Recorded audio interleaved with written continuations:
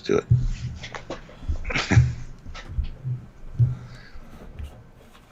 And we're live. Hi, guys. How's it going? Ironically, we're talking about an episode called VOX, which means the voice. And my voice is on its way out. But I'll try to make it through this one for you guys. That got significantly worse since this afternoon. Yeah, and I've been drinking tea. I've been trying to take care of it. Haven't been talking. My voice has also started to go as well. We're both sick. We're both sick. What a great time to because get it's sick. Because it's named The Voice. I don't know. It's ironic. Yes? Dear me, so we'll be drinking lots and trying to be as alive as possible. The energy's there, guys. Just the physical... Well, you know what? You say that, but I'm sick. My head feels like concrete. Yeah. My knees were weak. I was feeling dizzy right before when I was coming down the stairs. I've taken medication, so we'll see. Yep. Brings right back to the 80s, doesn't it? With the end. Mm-hmm. Gosh, hi Stuart. Let's be here. Let's experience this with our tremendous audience. You guys are awesome. Click like. Yes. Go in and watch our edited review because as you guys know, we have 3 forms of reviews on the channel. We have me and Stuart's actual, like normally minutes after he finishes watching it, review where we get stuff wrong because we're experiencing it. Like we haven't gone through it. We talk about it. We analyze it. You see our disagreements because he's like, I love this. I'm like, most of Discovery is from the earlier seasons. And then you watch his first reaction, his debate, and this is our epic with you all to share this experience. And I'm hoping a lot of you are going to join in and really make this a big thing. You know, celebrating the old, you know, everyone loves to see and feel the D in their heart. So here, have some restored D, vitamin D perhaps, for those achy breaky hearts of if you're still sore about, you know, Viridian 3. You know, I know I am sore about Viridian 3, but it's mostly because I, you know, did a doc about it like 2 weeks ago. What? I mean, we didn't know it was going to come back in any giant, like, we didn't know it was going to back. So to do a doc about the end of the D and then it come back 2 weeks later, all the years, all the decades in between, it wasn't intentional. So, you know, I've relived that very, very, very recently. Oof. 100 people here, 8. That's awesome. Guys, 55 likes. That's also awesome. But hit the like button. Vincent Visions throws in $25. Oof. It's a great way to start off the super chat, so thank you. The ending of this one made me cry from what I saw. Not many shows do that. I hope you two loved it. Also, Sam, I'm sorry for not replying on Skype. I don't get alerts when I'm pinged on there. A lot of social sites to keep track of. Yeah, he missed a message from me for about 7 months. So he's a little bit behind. It's fair. Yeah. Well. Yeah. And I was right. The third time I watched it with Sylvia, I got a little bit emotional and teared up a bit because I wasn't in this same kind of mindset. So yeah, just want to put that out there. We'll get into that in a minute. But I'll start sharing. Yes, please do. Yeah. And I'll tell these fine people, with 111 of you here, to hit that like button. We have 71 likes. Let's try to get up to 100. I'm sure we can do it. So please help us out in any way you can. Be part of the conversation. Do all of the things. And super chat in your thoughts, your comments, your questions, your concerns, your theories, anything like that. We want to hear them. We want to talk about them. So if you can, please do. Also consider joining the channel. There is a join button down there, and you can be part of the fleet. And yes, Classics for real. Saw your comment. Don't worry, we're working on it. We have some technical difficulties when it comes to the fleet video, but it should be fixed tonight, I'm hoping. So just stay tuned for that. But yes, please consider joining the fleet and being part of the Trekyards fleet. Would be awesome on these videos for sure. There's going to be a lot of views. You have your name there, where everybody can see your name helping out the channel. So yeah. Also, don't forget you can do the same thing over on Patreon. Patreon/Trekyards is another way to join the channel. It's the same perks, same ranks, everything as what's on YouTube here. So if you go over there, that's just another way you can do it should you choose to do so. And so some people have preferred Patreon as well. So at least give that a thought. Also, there is the links for the Teespring and the TeePublic store down below. We have have a lot of cool Trekyards merchandise, and we want to see it on you guys. So please go and check it out on Kit. PayPal this money. We'll get to yours in a second, Kit. As soon as Sam gets back, we will take a look at that and read that. But yeah, help out any way you can. Hitting that like button is the easiest way. I'm going to aim for 120 likes because we moved up to 132 people. So, and we'll get to the. Olivia Julius has gifted 5 Trekyards memberships. So, welcome Jeffrey Taylor, Andrew Hess, Jay Maudsley, Darth Duck, and Han Sebi. Welcome to the rank of Ensign, and welcome to the channel membership. Thank you very much, Olivia, for gifting those. That is phenomenal. So you got a free month of membership, and you can see whether you like it or not. Come and join the Discord server, talk to us over there, as well as the fellow Trekyardians. And let's get to this. So, the poll is: did this episode make you cry with happiness? Yes, no, just a show. That rhymed. Hi, Thomas. Guys, gotta... put in your thoughts, super chat right now. We really want to hear you guys. Like, throw us your opinions. I just said all this. Well, I wasn't repeating everything I just said. But I agree with you, Stuart. Just let us know how it made you feel. How do you feel? And you can't just say I feel fine, because this shit wasn't just fine. Hey, Tom Ellerman is here. Hey, how's it going? All right, let's get to the super chats. Sebastian, £5. Strepsils for the captain. Name for this Trekyards live: VOX Silentium. They really have overused the Borg. Had forgotten about season 2 and Prodigy. Yep. We'll get into that. Ray Ricks, £5. Thank you. The D was great, but also fantastic to see the Odyssey on screen. Always one of my favorite ships in STO. Loved the flyby, but poor Shelby. Maybe she's still alive.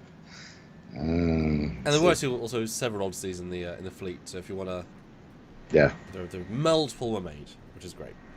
Yeah, good for them. Matthew Lebner puts in $5. Can't stay long on a deep space mission today, but had to check in. Loved the hangout last night. Looking forward to seeing everyone's thoughts today. Thanks for stopping by, Matthew. Good to see you. And guys, vote in this poll, because I might send this to Terry Metalis, the showrunner of Picard. So I want every single person to vote on this poll. Don't unbiasedly. Just let's get us to 300-400 votes, because this will make him feel. So vote in the poll right now. Yes. All right, ETR Triad, £2. Every single hair rose when I saw the Enterprise D. Kirk Novak, £5. Everyone, we want Shaw 7 spinoff. Star Trek producers, we have Shaw 7 spinoff at home. Shaw 7 spinoff at home. Kills Shaw, puts 7 with Raffi. Yep. And I gotta commend Todd for doing interviews where he was asked repeatedly, "What about the spin-off?" And he's like, "Hey, I'm always open." Thinking, "Yeah, I shot my death scene like 9 months ago. It was great." Hella secret keeper. Good for him. It's like my favourite interviews. Benedict Cumberbatch was being interviewed for a random film. They say, "Hey, you'd be great as Doctor Strange," and he's like, "Maybe." And once you know, you're like, "Oh, he got the part already." He's like freaking dying on the inside of coolness. Sort of that.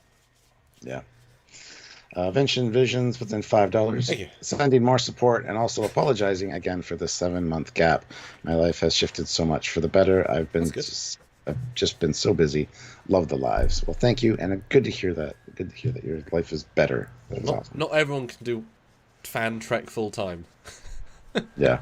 It's a crazy old world that you and me live in, Stuart. Yeah.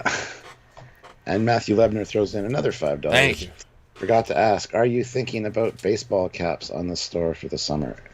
If they offered them, yes. The 2 stores we are using do not offer them. We need to look into more merchandising avenues at some point, but yes. Jock Cop puts in £5. Great episode. Small nitpick. didn't seem like enough ships for the whole fleet. That's nitpicking, though. Entrances for both enterprises was awesome. Hi, Kevin. I mean, that's always a problem when the whole fleet, you could argue, should be 2, 3, 4,000 ships, and you wouldn't even be able to render that many, practically. Especially not to give them a sense of purpose. Well, it makes absolutely zero sense to have every ship there, including ships that are on border patrol and things like that. Those would stay where they are. Just say the entire fleet is just fucking dumb anyway. Yeah, you change the line with the entire available fleet. The majority of the fleet. I don't know how you'd say the entire ones that aren't on assignment, but, you know. Why'd you say the majority of the fleet? Good 85% of the ships are here. But that still defines it as it's the smallest fleet ever in Starfleet history, you know, because only like 150 ships. There should be 10 times that, but they're not including small ships, etc. It's fine. It's fine. Yeah. SVS Guru 2000 throws in 10 euros. Thank you. It says, Picard once again honors its tradition of introducing legacy characters just to kill them off. Shelby joins the knowledgeous pile of bodies, joining Ichab, Hugh, and Roe. It's true. And Maddox. Yeah, stop killing people. And stop and introducing... And stop introducing and fantastic... Stop introducing fantastic captains and then killing them. Lorca, Rios, Shaw. All could have gone on to have many more stories told, but no. I mean, prequels. You know, all the Trekkers are prequel now. Discoveries in the future. So. Yeah. But Dave Cullen show. I've heard of that guy. Says certainly some wish fulfillment from this old stone-hearted Trek fan. Yeah. Oh yeah. Thanks for the shout out, by the way, in your video, Dave. Yeah, you're right. We filmed for a long time already. And X Star says, "What happened to all those inquiries at the end of season 1? It's like there's only a dozen in the fleet, and there should be at least 60, 70, 80, 90. So there you go. I guess they all got destroyed the last year. Yeah, we're just forgetting about that. Yes, we are. And I've forgotten. Lots to talk about with that. So hold on. Yeah. Before I get to the last 3 that are there, 223 people here, 129 likes. Vote. Hit that like button. I'm aiming for 180 right now. Hit that like button to get us up there. But Blue Bear, a member for 19 months at the rank of ensign, says Enterprise D equals me crying like a baby. I loved every second. Well, this poll is for you. Go vote on the poll if you haven't already. Olivia throws in $2 and says, "Hi, Samuel." Hello. Andrew Hess puts in $2. Need most important man in history of Starfleet. Yes, we need an O'Brien. And SVS Guru 2000 throws in €5. Also, the Enterprise F bridge was completely wrong. Of course it was. It was just the Stargazer / Titan bridge, one chair, pushed back. Looked really cheap and chintzy, actually. What do you mean it was wrong? This is the first time I've seen it in canon. If you go... There isn't a wrong bridge. It just means that all 3 of every ship this era has the same bridge. Just sad. At least it wasn't Discovery Bridge. But that being said, there are points for Discovery Bridge. You see where the money went. So I mean, it's And the irony being, it was actually brighter than Titan Bridge. Actually looked nicer. Yeah, it was lit notably, especially when you cut from her to Picard. It's like Picard's in almost full shadow and she's fully lit. It's like, oh, that looks better. Yes. Kyle Swinderman puts in $5. Terry just tweeted an interview with Collider about Shaw, saying if Legacy becomes a thing, he has a way Shaw can be back. Of course. I mean, they brought Data back 3 times, the D back from Total Strike. I mean, sci-fi, man. You can do anything.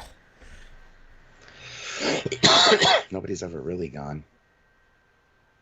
Kyle Wong, £5. If they could, they bring back Shaw. What would the most logical way be? There's so many. I mean, transporter clone. A lot of people already said a Golem body, but that's you just don't want to start handing those out like candy that everybody gets one. Plus, Elton Soong is gone now, so I don't think that's possible. Yeah, and also Discovery said you can't do it ever again. There was never another one. Blah blah blah. But not really care about. And Sentinel Ghost was gifted a membership by Olivia, so welcome Sentinel Ghost to the rank of ensign. Enjoy your Excellent. month-long membership. Yes, Gorgonzola. They do. Speaking of do, Stuart, here's our fleet video. Isn't it pretty? So at some point now, the F is canon. We can have the F. You might better fly on the F. You can fly on the D, you can fly on the E, you can fly on the B, you can fly on the C. If you guys keep supporting and making new captains, more ships will be added. Not only that, but you can be captain of those said ships. If you join at the rank of captain, you get a ship automatically. If you join at the rank of admiral, you could get the Enterprise F, because admirals get hero ships and or hero stations or bases. So it's not up to us, guys, but the fun. We'll put the work in. You know, do you want to? If one of you puts in a fleet captain today, maybe we'll put the Enterprise D in. And we don't say which captain will get it, but I mean, should we make that a pledge, Stuart? If we get a fleet captain today, what is that the rank you need? admiral. Okay, if we get an admiral in this live, if somebody puts that, the Enterprise D will be in the next iteration of this video, which means that some of you will be shifted back into the Enterprise D. So somebody be the team player and bring the D at dry dock, okay, guys? That's a little pledge from Trekyards from us to you. There you go. Even though it's necessary work for me, but that's okay. Well, I'm sure you got lots of flybys of the D already. Well, maybe that one, but the F I do not know. I have nothing. Anyway, sport today, guys. Chris, be in the fleet. Chris Fields, $5. No, don't bring O'Brien back. He needs to remain alive. Yeah, that's true. Good point. Oh. M. Stark, member for 12 months at the rank of ensign. Thank you. Worf, what did you do to my dear Enterprise E? During our premiere of the other review, a lot of people were saying that it's been confirmed by Terry Metalis that Worf was captain of the Enterprise E now, which I think is incredibly stupid. Yeah, him saying, Worf saying that it might be not his fault is not saying he's captain. All he had to be was on the ship at the time. Yep. It's vague on purpose. All he had to say... Like Deanna. She said she could have said the D wasn't her fault. Yeah, exactly. It's vague enough to allow somebody to throw the captain. Otherwise, I don't... No. I don't think he would say that. I don't think Terry is thinking captain of the E. Although... Apparently it was in a book, so of course everybody's freaking out that it's... Kirk also came back in some books. So, right. I mean, it's the same exact level of credibility, you know. Not about Olivia, just, yeah. Yeah, Olivia Julius, $5. When do I get my new ship? I'm still on the Indianapolis. I'm an admiral. Okay, we know. All right, we've had some issues with the fleet videos. There was a technical issue which was being taken care of. Should be corrected tonight. So Sweet. you should see new fleet videos coming out in the next episode. You know, if you guys join, the more that join today, the more we get in this video. So now's the time to be in the next batch of next video. I mean, any level, guys, will be in the video. So Ensign will be in it. And like I say, if we get an Admiral and we get some more Ensigns, well, we did. You might Thomas Ellerman. My buddy Thomas Ellerman just upgraded his membership to Admiral. So, as I said, when we get an Admiral, now... So he might be a captain of the Enterprise F. E. D, Stuart, D. We're throwing the D in. That was a pledge. But join as Ensign. That means you might be able to be on the D. And everybody wants to be on the D. Everybody. I mean, whose D it is. Redneck lever 40. Oh my God. Redneck, whatever. 22, $5. We only will give one episode to tie all these things up. They spent more time in the Nebula, and Shaw gets a silly hero trope ending. Shame. I agree with all of that. This should have been like episode 6, bring up the Enterprise D, and have a lot more time with it. I absolutely 100% agree with that. The Nebula stuff was overplayed. Yeah, certainly now that we get to this point... Especially with all the money they spent on the bridge, like to build it. Yes. You'd think they would want to show it off more than just one episode. I think, the first 3 should be the first 2, and the last 2 should have been 1, and give the Enterprise D 2 episodes at the end at least, if not 3. Full episodes. Yeah. It's almost like the price of admission was to see the TNG cast, but the actual meal was Enterprise D. More episode. Yeah. I mean, in fairness, it is now back. Unless it gets blown up again. It could now be in later things, obviously. I mean, if Terry comes back, he could, make another Towards D thing and build a part of it again. Don't know. Don't know. Gary Kaiser, if joining an Admiral, is that a one-time payment or a recurring payment? It's recurring payment unless you change it. So, yes. Yes. Mark Lawrence, $5. Hopefully they'll use the right transporter effect if they use the D's transporters. And the D's transporters could be the solution to a lot of problems because they're not linked up with the latest codecs for the transporter code. So, yeah. Mike Hill, £5. Does Voyager still have the anti-Borg tech from the future? I'm thinking Seven shows up on the Voyager to help Picard, maybe even with Janeway. That's wish fulfillment, my friend. You're not going to see Janeway. Her coming in on the Voyager might be plausible, but highly unlikely. Yeah, I mean, that stuff would be temporally, prime directively not allowed. That said, would be very useful right now. Anti-Borg tech. Not that they know the Borg cube. I mean, we know as the audience, but they don't know. Hey guys, keep voting the poll. We've got 247 votes. Keep voting, guys. Keep voting. Keep let us know what you think, because yeah. Chris Carlin, £5. Hi, Chris. Last 10 minutes of this episode made me feel like a child again. Thank you, Terry, and keep up the good work, lads. Thank you. Appreciate it. And Charles is here too. Hi, Charles. Charles June, $5. ICAP and Commander. I kind of wish they did a different warp effect on the Enterprise D, but I still enjoy it. I still loved it. I haven't seen it yet. Oh, we saw jump to warp, which didn't look quite right. It didn't do the elongation thing. So I'm afraid that if we see it at warp, it's going to be the wrong effect. Well, I don't know if you noticed it, but I did recreate that final shot for our review today. What do you think of that? And so I had to do that warp out, and even with a stretch, you barely notice it because of where it is in the camera.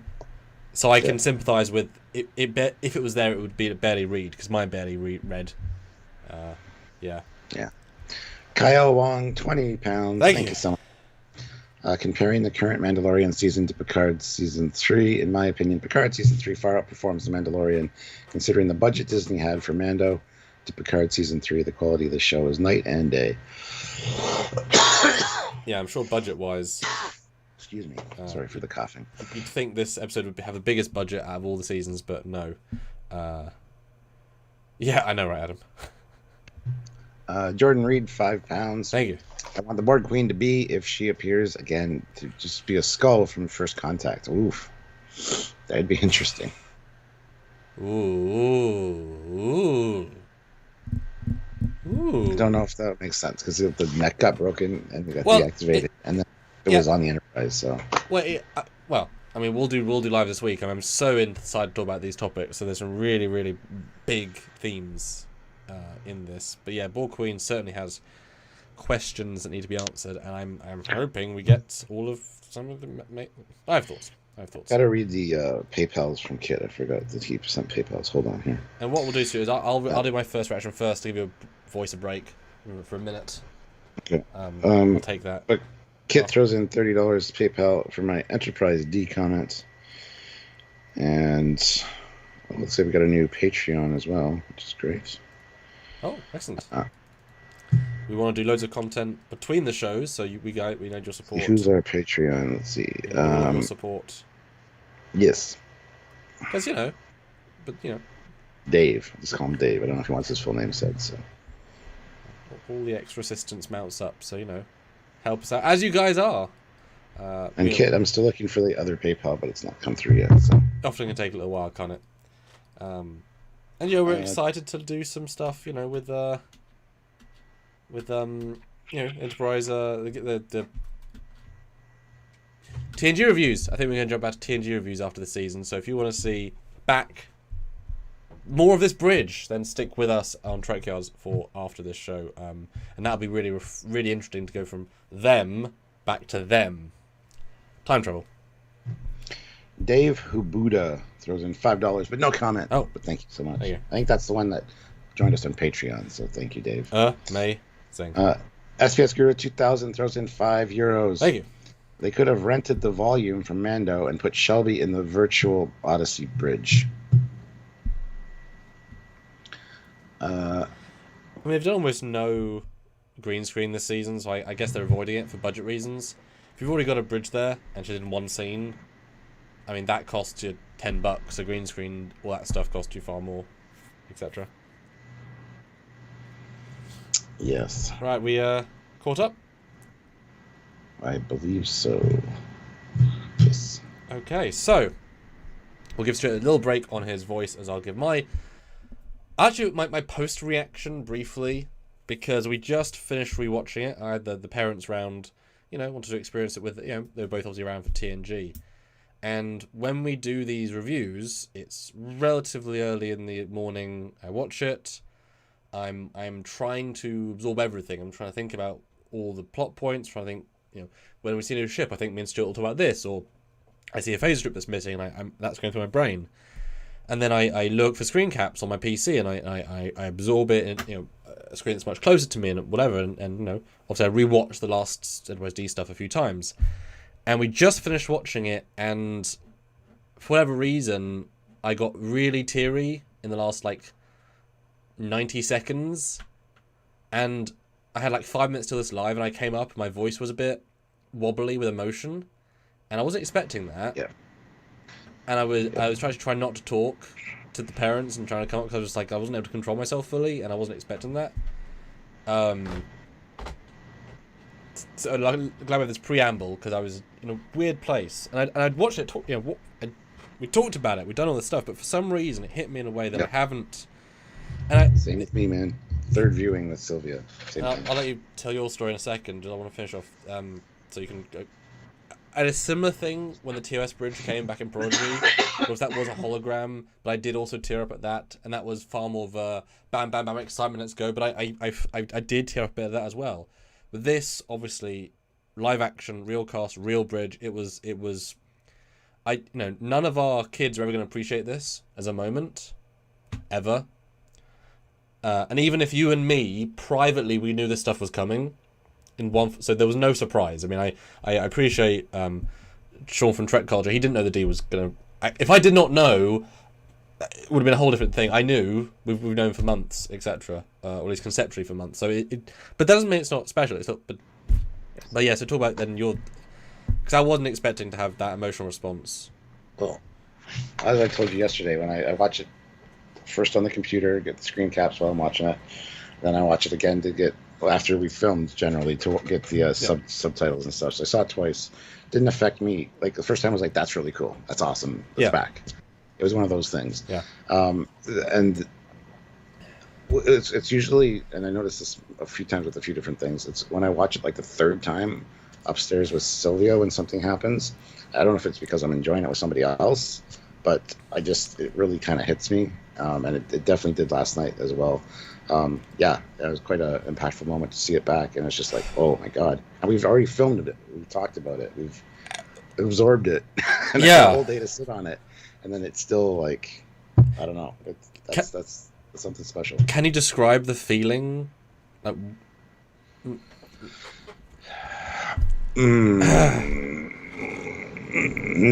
I don't know. It started it was a deep feeling, and just kind of welled up. It was the only other time it's happened lately is Mandalorian season 2. Oh, with with that, and then right behind that R2D2. I'm oh my god, that really blew me away. But hi Edgar. It's nice to feel that again, and it's not even the fact that it's nostalgia bait, because it was functionally utilized in the story, and they earned it. Yeah, certainly. As someone else said earlier, the last main character of TNG, and in fact both, because Magell was obviously there as well. So that's hence why the poll, because I really want to know what you guys think. So yeah, I was surprised, and I don't know how next week's going to be, just because I don't know how they could have anything that big again. it's the conclusion of the actual story versus the bam. Here's the thing we've been holding on for 2 years. I don't know how. So besides that, Stuart, we skipped then. I just came from the screening. Well, I guess we want to do some super chats and then see what people think, because then we'll review the whole episode. Because the episode isn't. It's not just that last 10 minutes, right? We shouldn't just. That's all it is. There's a lot more to this episode, and we should give it all the credit it deserves. Because it's Tome Towers directed it. He did a great job. There's a lot of good stuff here to talk about. Mm-hmm. Absolutely. Yeah. Matthew DeFriedis throws in $5. Thank you. Deanna said, Jack, Alondra, Sydney, that's our family too. I immediately thought of Worf saying under his breath, screw Alexander, I guess. Yes. Well, and of course, Kestra, Riker's kid, who's on Earth right now. Yeah. Didn't even. I mean, it's fine. They're not in the danger zone of this literal situation, but I mean, you'd think they would mention all of their kids. And for the record, Elnor was not on the Excelsior when that happened. Even though season 2 happened like 3 months ago, and I guess he got reassigned. He just got assigned, then designed just to survive. But he's not on any other ships. Although he's young enough to be taken over by one of the people anyway, so he's presumably a Borg right now. Killed one season, Borg the next. That's how old he is, because he is a Romulan, so... well, he was a kid, but we know that. He was a kid in a... Anyway. Yeah. And it's not... Yeah, the whole brain thing is like, has to mature before 25. So people after 25, as long as it was implanted in them, they still have it. No, in fairness, so they haven't... It's not just 25 and under, which a lot of people are I mean, like... they haven't exactly said that. That's heavily implied. No, that's exactly what they said. If you listen to it, it propagates by that point, and then it's in their head. But also they could live to be 50 and it would still be active. But also they needed Picard's DNA to do it, and they only got his body this year. I know, but... So they can't have transported years ago. No, the transporters haven't been working for years with that, so it's fine. So it is only going to be 25 or younger. There's not going to be anyone who's 26, unless their birthday was in the last, 3 months. But from now on, yes. Yes. Dave, $10. Thank you. Just joined, been loving the content. Did you guys see the Easter egg teasing the Defiant, Voyager, and Enterprise A for next week? I looked and I couldn't see it. No. Also, Paramount announcing something in New York tomorrow. Oh, didn't know about that. Okay. An announcement to have an announcement. Classy. Caleb Horn, $10. Thank you. Think we'll get to see the Enterprise versus Enterprise next week. Saucer separation and Battle Bridge. Let's go. The Next Generation must save the Next Generation. Think non-Starfleet ships will help. I mean, non-Starfleet ships came in to help in Prodigy. That didn't work out so good. So. No, it didn't. It did. It saved people. Yeah. Some got killed, but... Yeah. I don't even know if the deal will even be at the battle at any point, but that's true. Enterprises don't tend to be two in any given situation, so I guess if you want to be... God, I can't if the D blew up the F. That'd be harsh. Yeah. Okay. Anyway. Valkyrie 417, $10. Thank you so much. I ugly cried. I lost my dad in 2017. This made me miss him. It hit me hard. This is the one thing that we shared when I was a kid, and our love for Star Trek. Well, thanks for sharing. That'll make us emotional too. So yeah. Yes, absolutely. Stephen Farr, £5. If Starfleet reinstated 1701D as current Enterprise at end of Season 3, along with Worf upgrades, what might happen to the Enterprise F destroyer rename? Well, it's being decommissioned, so I assume it'd just be going to the museum, possibly. It's just like the legacy of the Enterprise. But they're not going to reinstate the D as the current Enterprise. That is the stupidest thing I think they would do. They would never do that. They would never do that. Might give an honorary flagship title to it again, but it wouldn't be the actual flagship. Well, I can't imagine if they recommission it at the G. No. I mean, that would be a bold move by Terry. I want the guys class twice. I mean, in fairness, David Tennant came back as the Doctor after 20 years. Maybe the next Enterprise will be the D again. And in fairness, the Enterprise D was relabeled the Enterprise E before they knew they were going to have a new E. So just carry on that tradition, scratch that F off again, put a G on there. And G for Galaxy. Then you can get the upgrades to the Galaxy X. Oh God! Make everybody happy. There you go. Oh no, you said that now. I put that out there. Because that would be funny, because that's the all good things, obviously. They're all old, and Riker could get captain, so he became the captain of the Galaxy But refit. he'd be No, wait, hold on! Pulled out of mothballs by Geordi and Riker! Oh no! That's what they did in all and good he things! gets a promotion to Admiral. Oh no! And he gets to choose his ship. Oh no, they could do that! Oh no! They won't, but they could. Oh no, they could do that! That's hilarious! But Oh. Ensign Ricky throws in That $5. That broke me. Drexler just did an interview on the 7th rule that said the reason we got the D's bridge back was because he saved the blueprints from before. Well, I mean, there've been blueprints around for, I have blueprints of the D bridge. Yeah. But I know what you mean. Ray Ricks, £5. The D was had. Oh. Most with the Trek. It was a very special moment. Nobody A, B, C, E, or F. That's great. C. Charles Reynolds, $2. Hope to see a 2 shuttle with Barclay and O'Brien. Barclay. Yeah. Speaking of that friggin' shuttle shot of the shuttle launching with Jack, that's the same fucking shot of Roe leaving. And they cut it right before you see the Intrepid. Oh, I knew it was similar. I thought the timing was a little bit different. Oh, I think it's exactly the same. I was looking for the name on the shuttle, but it's just, yeah. Fair enough. Cost cutting. It was oddly similar, yes. Ensign Ricky, $2, and as usual, they're the only ship in the sector that's not linked. Well, in fairness, if every ship is at Earth and every other sector, you could be the only ship in the sector. Just saying. Yeah. SVS Guru 2000 throws in €5. She's going to get an extra special spot at the Starfleet Museum. Yes. That other berth that was empty, they're going to throw the Enterprise D in there. Yeah. After this. And Andy asks, is the Queen an individual or a representation of the collective? Both, neither, yes, no. There you go. Alright, so like I said, let Stuart have a break. So my overall thoughts of the episode, Stuart, having rewatched retrospectively thought process, excluded the end we've now talked about a little bit. It's better on second watch because you appreciate the first time you suspect Borg, the first time certainly when Jack says, perfect, and something about him saying perfect in the initial thing with Troy, I'm like, oh, it's Borg, isn't it? Because there's only so many big bads it could be, right? Even if you don't know it's Borg, it's like, well, keywords are important.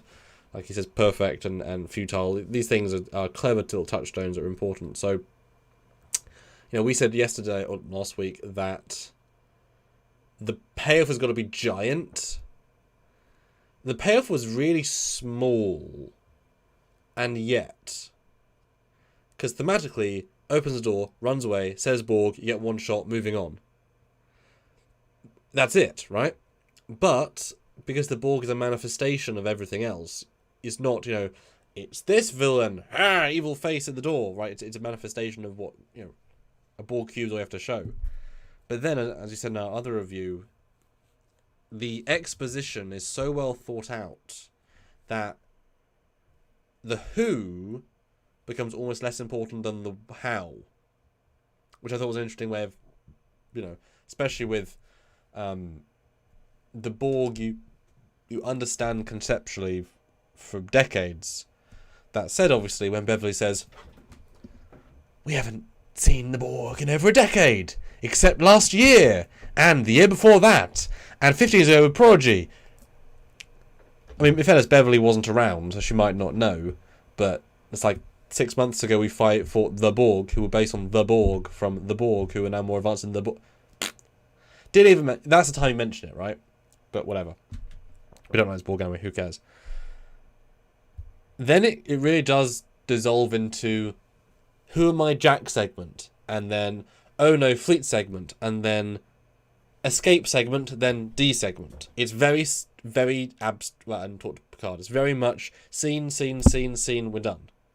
It doesn't really, it flows and each scene is meaningful, but it's paced very much bit then bit then bit, like a book, like it's chapters in a book.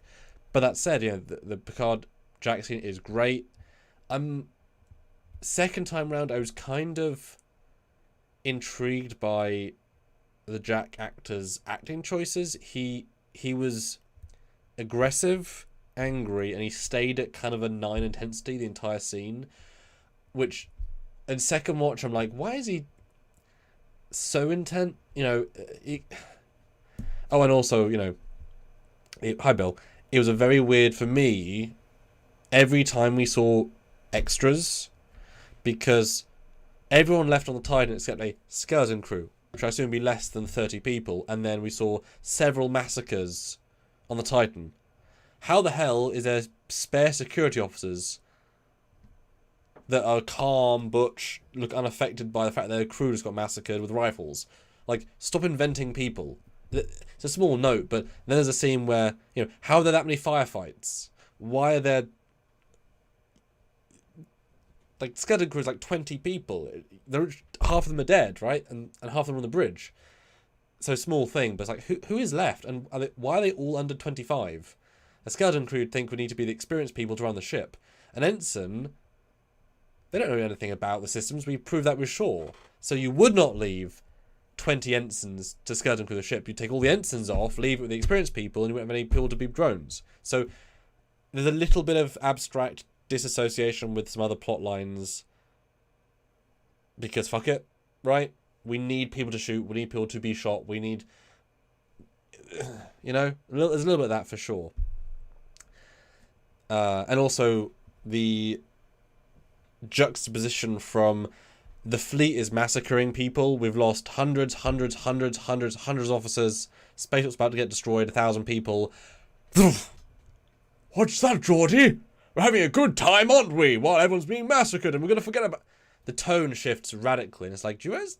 Like, Paris might just got shot, Kim might got shot. Like, we've done a burn 1.0, right? So, that was a weird transition tonally, but how the hell do you mitigate between the two scenes? From utter 35 years of joy, from utter death massacre, especially for killing the most experienced people in the fleet. You kill them, it takes you decades to retrain people. And, the ensigns might have a bit of guilt once they be de-assimilated with all the people they killed. I killed I killed the entire bridge staff? Ooh, Didn't like those fuckers anyway. Yeah. But, good episode. I think it'll be an incredible 2-part movie. Because if they take that ball and run with it through another 60 minutes, because it was written to be a more of a movie, so I think it ends wonderfully. But I think we've exposed exposition almost everything we need, so it will just go. But I kind of don't want the season to end in the main story, because the interesting stuff is the D stuff. So we'll see. So yeah, those are my thoughts, Stuart. Go! Nice. Well, I'll read some super chats and I'll get to my thoughts. Matthew DeFreitas, $2. Pour one out for Admiral Shelby. Yeah. SVS Guru, 2,000, €5. The Queen is the mother of the daughter and the Holy Spirit. MEPM, $2 Australian. Plot twist: the Bounty's cloak is in the Galaxy X cloak. Is the Galaxy X cloak? That's another thing. Why didn't they cloak when they jumped into the fleet? Well, it's the last time we saw them. They cloaked. I mean, They're very lazy. I mean, I don't think it'd work. I mean, at the very least, Space Dock will be able to detect them. My only issue with that is that when they warp in, they've done nothing to prepare for being taken over by the fleet program. Because they're like, oh no, being taken over. You knew that was going to happen. Why are you surprised? Where is the plan here? There is no plan. Their plan is just to hail them. And anyway. Yeah, I know, but anyway, CR Matheny puts in €5. The show is nostalgic, but crucially also makes something new. Remarkable achievement. Question: odds of us getting Star Trek Legacy? Repeat the petition.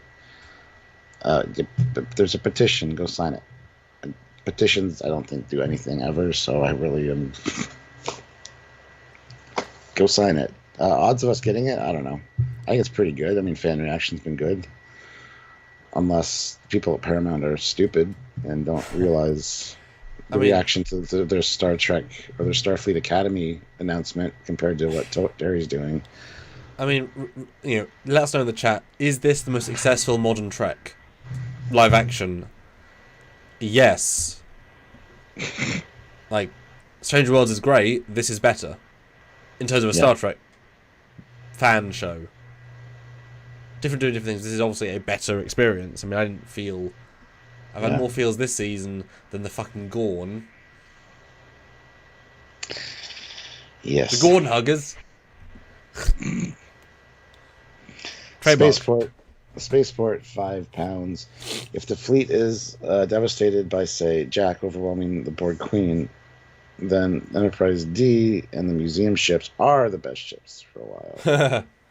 That's a good point. Oh god, yeah. God, they got everything is blown up. They got to refit everything. Refit the Defiant. Refit the Excelsior. Refit the. Oh god, that's the new fleet. Oh god. There's already Defiant still in the fleet, so. Yeah, play Defiance. SBS Guru 2000 throws in €5. Sounds like Terry would have killed Janeway off too if she wasn't already taken by Prodigy. Well, I mean, you're saying that, but I mean, Ro died in a beautiful way. Let's not devalue that. He didn't kill anyone else from the other seasons. So Tuvok's not dead. Tuvok's not dead. And while it's implied 2 shots to the chest that are red, probably going to kill... Yeah, probably. Unless she was a changeling and the Borg are just, now that they've taken over, they don't need changelings anymore. I'd be bold. Because they're still out there. All the changing people. Yep, and they're higher ups. She's an admiral. Could be. I mean, honestly, I think you might have a wonderful moment where the changelings say, wait, why are we getting shot? Would that be kind of fun? Help shut down the Borg. That'd be great. Yeah, Tuvok, like, changing Tuvok's like, so, Enterprise D, I'm on your side now. That could actually be kind of fun. My enemy is oh no, you killed everybody. Because my dad said, actually, while we were watching the thing, why would the changelings work with the Borg? Aren't they more powerful? I said, well, individually, yes, but the Borg have more ships. All if they do is warp in and bomb the planet and they win. I mean, the Borg are a bigger threat, for sure. Like, just kill-wise. Can't be simulated, but kill-wise. Yeah. And Mr. Steffred throws in $5. In the part where they see all the ship names and where they are, you see the USS Gilgamesh. Oh. I believe this is a reference to Darmok and TNG. Oh, there were a lot of references there. There was a Drexler, there was a Kuda, there was a Turinjo. There was a lot of... Yeah, we need to look at that for a video, I think. Because there's a lot of good calls there. Yeah, no Foley or Cockings, though. No. No, James. No, he didn't. She's still out there. And Dave throws in £2. Where were the officers killed that were changelings? Some of them probably were. Or not. But, because, yeah, the Tuvok changing was asked, and he's like, it doesn't matter, even if... he'll wish he was dead. So, yeah, they're probably shoved in closets somewhere. Oh, yeah. We'll find out. Your thoughts, though, Stuart? Because Yeah. What, for this sort of review, retrospect, like, now having watched it several times, and what have you... How does it work after multiple viewings? It's very well crafted. This whole season will be a much better binge watch, for sure. The Jack reveal, while disappointed that it was the Borg, because we've had the Borg the last 2 seasons, and I really didn't want that as much as all the evidence pointed towards it. It was well written and well delivered, well executed, and definitely was put together brilliantly. I think this is the reason it was said we haven't heard from the Borg for 10 years, whatever. This is Terry's version of how he would have brought the Borg back. He kind of had to ignore that they were in the last 2 seasons. I just wish it would have been more of a twist like Artemis or something that would have been fantastic. And I think people can come up with some really good theories over the course of this season that would have been better. But that being said, this isn't bad. This was executed very well. All the clues are there. The plan is kind of weird right now as to why the changelings and the Borg are working together. So I don't know. That being said, you're right. The episode is more than just that last 10 minutes. That is fantastic, and I think a lot of people they're disconnected because they're like, this is the best Star Trek episode ever. It's not. It just gives you the feels in the last 10 minutes. But I see why people say that. But it has to be looked at in different segments, I think, and kind of broken down and analyzed that way, which is why I love our reviews, because that's exactly what we do. It's not just that last 10-minute feeling that it's like you come off of it and you think this was the best episode ever. And you go back and watch it and realize it's just the last 10 minutes, really. Other than that, it's good, and it's better than the last couple,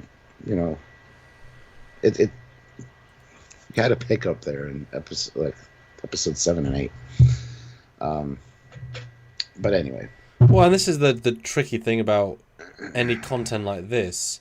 Can a single scene make something 9, 10 out of 10, right? Are we so controlled, or are we so driven by the universe that something can wipe away the rest? Yes. That's because that's what people remember. It's the feeling they had watching this episode. They strip away all the other stuff in it and just remember that. So yes, that's exactly why you like the last little bit of a lecture or something. That's when you have your little like thing that people will remember that makes them feel good. The advantage, though, it was also a good episode, and those scenes were actually worthwhile in their own right. That helps, right? It wasn't just there for the sake of it. Yeah, and I think everybody kind of got time to shine. I really like the whole Data. Could you be more positive? I hope we die quickly. That's great. So everybody had like their moment, and that whole build up to the ship and just seeing the bridge and everything was fantastically done. I do feel though that unfortunately we've got to do everything next week. I need to see a good amount of Marina and Gates to justify them. Like, war for almost nothing, right? You need to give every single person stuff to do, and that's a lot of people to serve. Plus, well, we've had a lot of Gates already this season. It's Marina that needs her time. Again, yeah, but don't redundantize them, because now you're in the reunion TNG. Like, this is it, right? It has to be everybody working together fully. It's hard. I don't know how they're gonna do it. Yeah. So no, it was a good episode. I'm looking forward to breaking it down and talking about it and seeing where our score sits, because it'll be quite interesting. Yeah, for sure. But yeah, I think we might have to break it up into a few different scoring elements at the end, unfortunately. And of course, guys, before we jump in fully, it's a wonderful preamble. We have a very big plan this weekend for video reviews. As you guys can imagine, this is very much on us as the Trekyards team. Saturday, we have 2 videos. A first look reaction we filmed yesterday on both the bridge and the exterior. Separate videos, both quite interesting, both with what we see. Sunday, we're aiming to have the full breakdowns which we filmed today, which are significantly longer. I think our bridge one had like 17 slides of things to talk about. They're in depth, so check out those. I learned a lot. Hopefully you did too, Stuart. Hopefully you guys will learn more. Hopefully you guys will learn stuff too. So tune in for those and share them. We want those to go, big, because they're informative. All right, I got to read Kit 10K's PayPal's that he sent. He sent a few. Thank you. One was for $20, and he says for them not destroying the Enterprise D.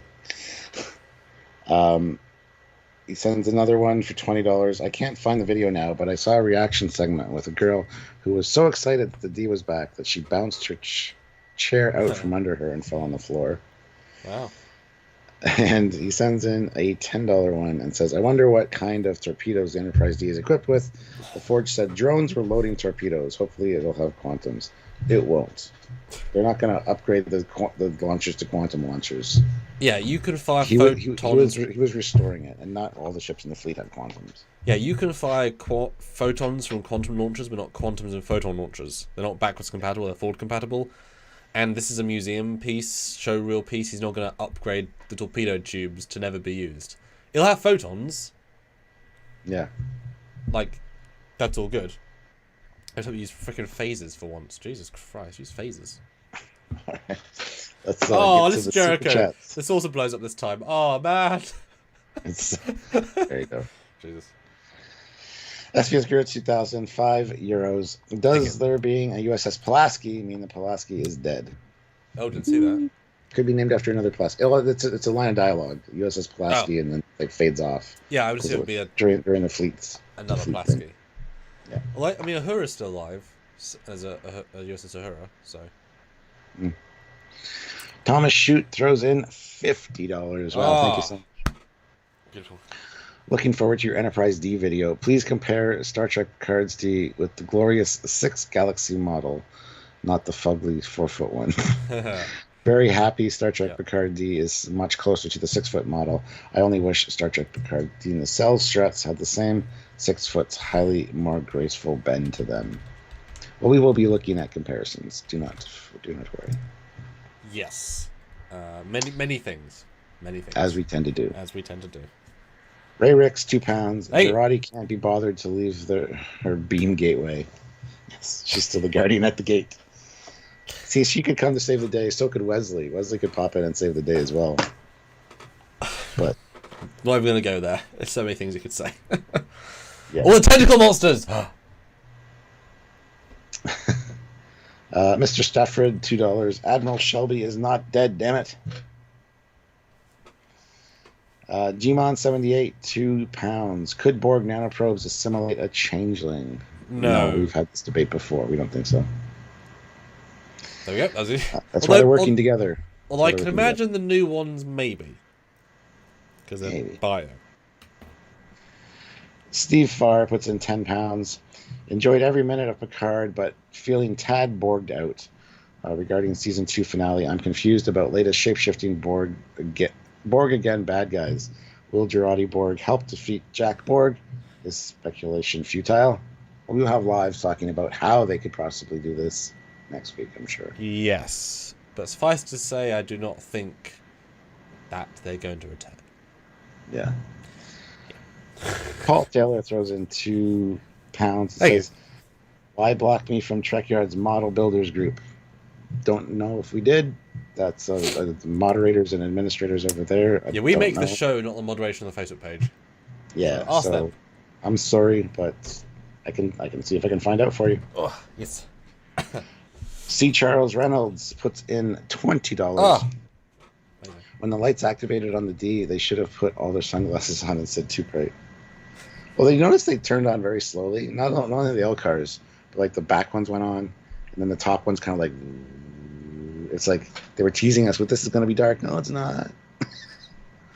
Well, it's the official activation sequence, Yeah. Ray Ricks, member for 13 months at the rank of lieutenant. Wait. Reposted joke. Lucky Geordie was a subscriber to Eagle Moss. Took him 20 years, he finally finished the set. Yep. Oh, yeah. That's a good one. Yep. Or not, because there's still been problems with the port in itself. That's true. Yep. I like it. That's good. It's good. Matthew DeFreitas, $2. When Riker sat down in his chair, that got me amped. And he turned the thing. Yes. I don't even think he thought about it. He just did it. It's great. Yeah. All right. All right, Stuart. So, scene 1. The resolution to last week. The door. The Troy. The eyebrow. The insane close-up. If you've ever wanted to see skin follicles around and how eyebrows are connected to your face... Amazing. Yeah, but we get this reference to a Crimson Arboretum, and that's like, Mom took me there. It's like, okay. And then many connections, many routes underground connecting. It's like, okay. As soon as he said that, I'm like, fuck. Here we go. It's the Borg. I wish the red had turned green over the scene. I agree, 100%. I get they're a red nebula, but also... Okay. If it had gone green and the strobes had appeared and oh my god, can you imagine if the actual corridor went Borg, all the lights turned green, all the lights started flickering? Yep. Oh, that would have been. It would have been. But it would have given away the twist before Marina says it. But that would have been really, really striking actually. Yeah. And I wonder if the falling things were real or CG, because that's a piss take to clean up. Holy hell. I thought the same thing. It looks like they were real though. Yeah. That's actually easy to clean up when you don't have carpet. You can just like one big thing and just sweep them up. Carpet would be more. See, Mr. Stafford, $2. I would love to see cetacean ops on the D. Oh yeah, absolutely. There's concept sketches for it. They could do it, I guess.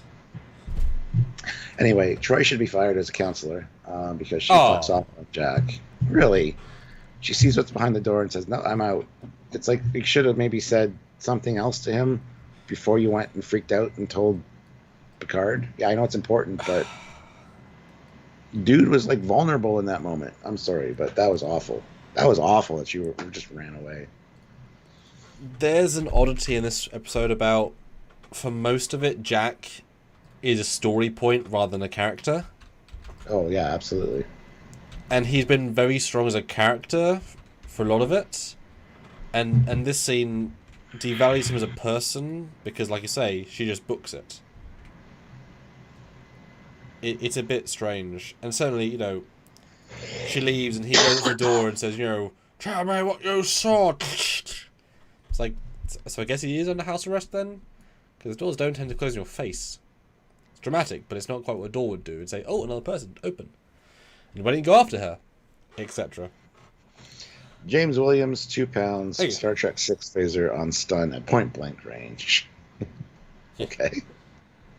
But it's a reasonably good scene. It's just, now looking at the whole episode, it's one of the weakest scenes. Like, and you know, it's dark. It's not amazing sets, right? You know, it's just funny that the story you talked about, this then doesn't look amazing in comparison, but it's fine. And again, Beverly and Picard are in sickbay. They never seem to leave. These actors just hang about in the set because it's cheaper. And they stand. And they have the whole conversation of it's not possible. He was never assimilated. Where's the doctor? I guess she left with the crew. Dr. Oak, yeah. Because wouldn't you think a skeleton crew would also still be the chief medical officer?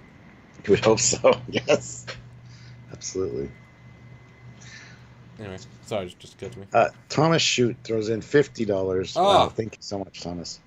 Beautiful. Internet says producers destroyed D because it was designed for 4:3. They wanted a better ship for widescreen.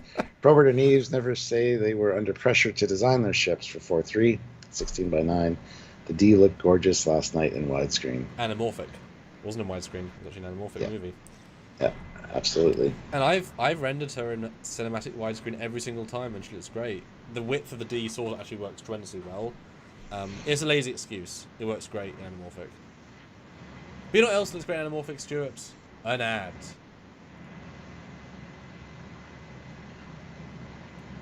That was terrifying. Yes. I will say though, I liked the flashback. Although well, I guess it was a flashback. So they open the door, all the light strobes out. At that point, it's the connections in, so that's one thing. Perfection and the strobingness is just enough to say, oh, that's Borg. Clearly, I just wish it had gone green. That would have been such a good transition in this moment, or even like orange and then green, and then red lasers come out. Like they could have amped up the visuals even further. Yeah. Although I'm really glad that this shot of Marina, which is like one of the last things in the trailer, is like and moving past it. It's such a weird concept. Like I didn't know what this was going to be, so I'm glad we kind of moved past it into a rather lovely shot of Borg cube. That's a great shot. Yeah. It's really nice bit of CG. It's real simple. Dave Hadoba throws in $2. Is it just a rumor that the finale will be 2 hours? Yeah, Terry said it'll be 60 minutes. Yes. You said it half an hour. And this episode and the last one we played at IMAX as one thing. Yeah. Yes. Anyway, yes, it says it's the Borg, and they're like, that's not possible. He's never been assimilated. And then she's like, but flocks of birds turn in unison. Architecture of beehive and ant colony, all wordlessly connected. Yeah, but they're not. I don't think flocks of birds mentally are communicating to each other. It's one slight little signal from a wingtip, and they all fucking do the thing. But anyway, I get what she's saying. Anyway, organic receivers. Yeah. it's an interesting logic. It's, you know, it. How do I feel about it? Well, yeah. As I said in our review, this would play better if it was the Voyager era Borg, because they have nanoprobes, they have tubules, they have very organic suits. If you look back at the TNG Borg, Best of Both Worlds, it's black body suits with white faces and tubes, but like bought off a hardware store, right? There's no elegance. It's very, very analog. It's very simple. So the idea of biotech, and not even biotech that does anything to Picard, necessarily, because what they're saying is, in the assimilation process, his DNA was changed, but it would allow him to still hear the collective, not talk back, just hear, but he's never meant to be de-assimilated. So why would they give him a side effect post a process they never want to let be done? That's why he has a cortical node. So functionally, it has to be an unintended side effect. Which I guess, like, Seven also hears, I guess, almost all drones, but then they wouldn't need Patrick Stewart, Picard, Locutus. Any drone would be... They could have kidnapped Seven, because she also can still hear them, although she has... I guess you could argue that he was fully de-assimilated, she wasn't? So you need to find an XB that's not... You know what I mean? Yeah. Like, when you start breaking down like that, I'm thinking, well, why... Because it wasn't special to him. Unless it was, but why would it be special to him, etc.? Yeah, I want to address Andrew Alfonso here. Sure, they built this bridge for Picard Season 3. Some sources are saying the bridge replica they rented for the shoot. Now, we know for a fact it was built. We know for a fact, because we've talked to the people that were behind it. So, and also, MLP Death Dealer 32 says, Samuel, you know I do Star Trek animations as well. Oh. Ever need help? Let me know. Okay, I'm working on a Borg animation later today. What was that name, sorry? Was that a super chat or a normal chat? A normal chat. It was MLP Death Dealer 32. That's a name, isn't it? I would say what he's going to say. Email us at trekyards@hotmail.com and let us know who you are, and he will be in touch with you. Yeah, I do a lot of stuff. As you know. And Thomas Shute upgraded his membership to Captain. That's another ship for the fleet. Thank you so much, Thomas. Captain! You can join Stuart in the lounge now. The lounge I've never been in, because he refuses to allow me access because of that Thor pit rule. It's important. James Williams, £5. I meant for phasers. Poor old Admiral Shelby. She's dead. Anyway, great work, guys. I love what you do. The little whine of the D's engines as she turned. Yeah. So, it's 347 of you here, which is awesome, guys. 275 likes. I want to get to 320 likes. Hit that like button. You know you can. Click it. Click it. 2000 throws in €5. How did all the people get black veins without nanoprobes in their bodies? Are the mutations creating organic nanoprobes? No. Well, we talked about that a little bit in our other review. We're not sure. Like I said, maybe because he made the point, Samuel made the point of no nanoprobes, no increased strength, no increased whatever. Nope. But I'm like, yeah, you could mess with the adrenal gland, though, and pump the body full of adrenaline. You got more strength then. But, yeah, the visual didn't work for me with what was being explained as how it worked. It just didn't work. Yeah, they didn't need it, or the eyes, because Borg never went black eyes except last season. That's never a thing. This was from Supernatural, for Christ's sake. Just demons. Yeah. That was just visual for the sake of visual. Part of the horror is that they look like us. Whenever you see an assimilation that hasn't quite worked, nothing has changed. Like Chakotay had something once where he was like partially whatevered, and it was like etc. But anyway, so yeah, but what do you think about Locutus being special, or if it's a side effect of all assimilations? Because why would he need hearing the collective side effect? Again, why would you build in something to his DNA for post-assimilation? Well, that doesn't make any sense. That's just like one of Megatron's plans that like 15 other plans that happened beforehand would need this one. So it makes no sense, but it was highlighted by Shaw's speech. A Borg so special they gave him a name. Yep. And that's what they're focusing on. That's what they're lynching that to. Or hitching that to is the fact that he was so special. And if he wouldn't have had kids, none of this would be happening. So you think they would have done it to a few other other special ones, but apparently no, just Picard. It would have, because later Geordi says that Borg are modified to work with the biomechanical stuff. I wish they'd clarified that maybe to give Locutus a personality, he had to be more modified to allow him to think independently while still being a hive mind. Because obviously most drones never even get to speak. He had eloquent verbiage that wasn't the Queen speaking through him, it was his own artificial personality coming through. That's why he's a cognizant entity. That's a Talk to Terry question. That's just like what exactly are you thinking here? Because he's obviously special, but he doesn't need that necessarily. Yeah. Because the fact that they needed his literal body, there was no easier way. Especially, Stuart, since they were working with the Borg. The ones that made Locutus. Why the hell can they make another one? Damn it, I just thought of that. Why can't the Queen just turn someone else into him, given that they made the DNA strain? Why the hell would they need him in his body? Huh. Good point. It's a good point. Because they need Jack, which makes sense, is an organic evolution of the thing. But then stealing Picard's body becomes nonsensical. You didn't need to steal Picard's body, but you did. Or is it a red herring entirely? No. Because they took his prefrontal cortex, but they didn't need it in any way. So why did they... Maybe that's next episode. Because that now doesn't fit. Interesting. Terry's been really good at answering questions like that as they arise. So hopefully it is addressed. Or maybe you need the evolution of the ability in Jack, the reversal, the transmitter, but you need Locutus's the original implanted DNA as like the organic tech and crushes the throughput. So you do need both. I guess. Huh. Yeah, I don't know. It doesn't make a lot of sense. There's a lot that needs to be answered in one episode, including who is the face? Is it just a generic Link face, or is it like the Borg Queen? Meh.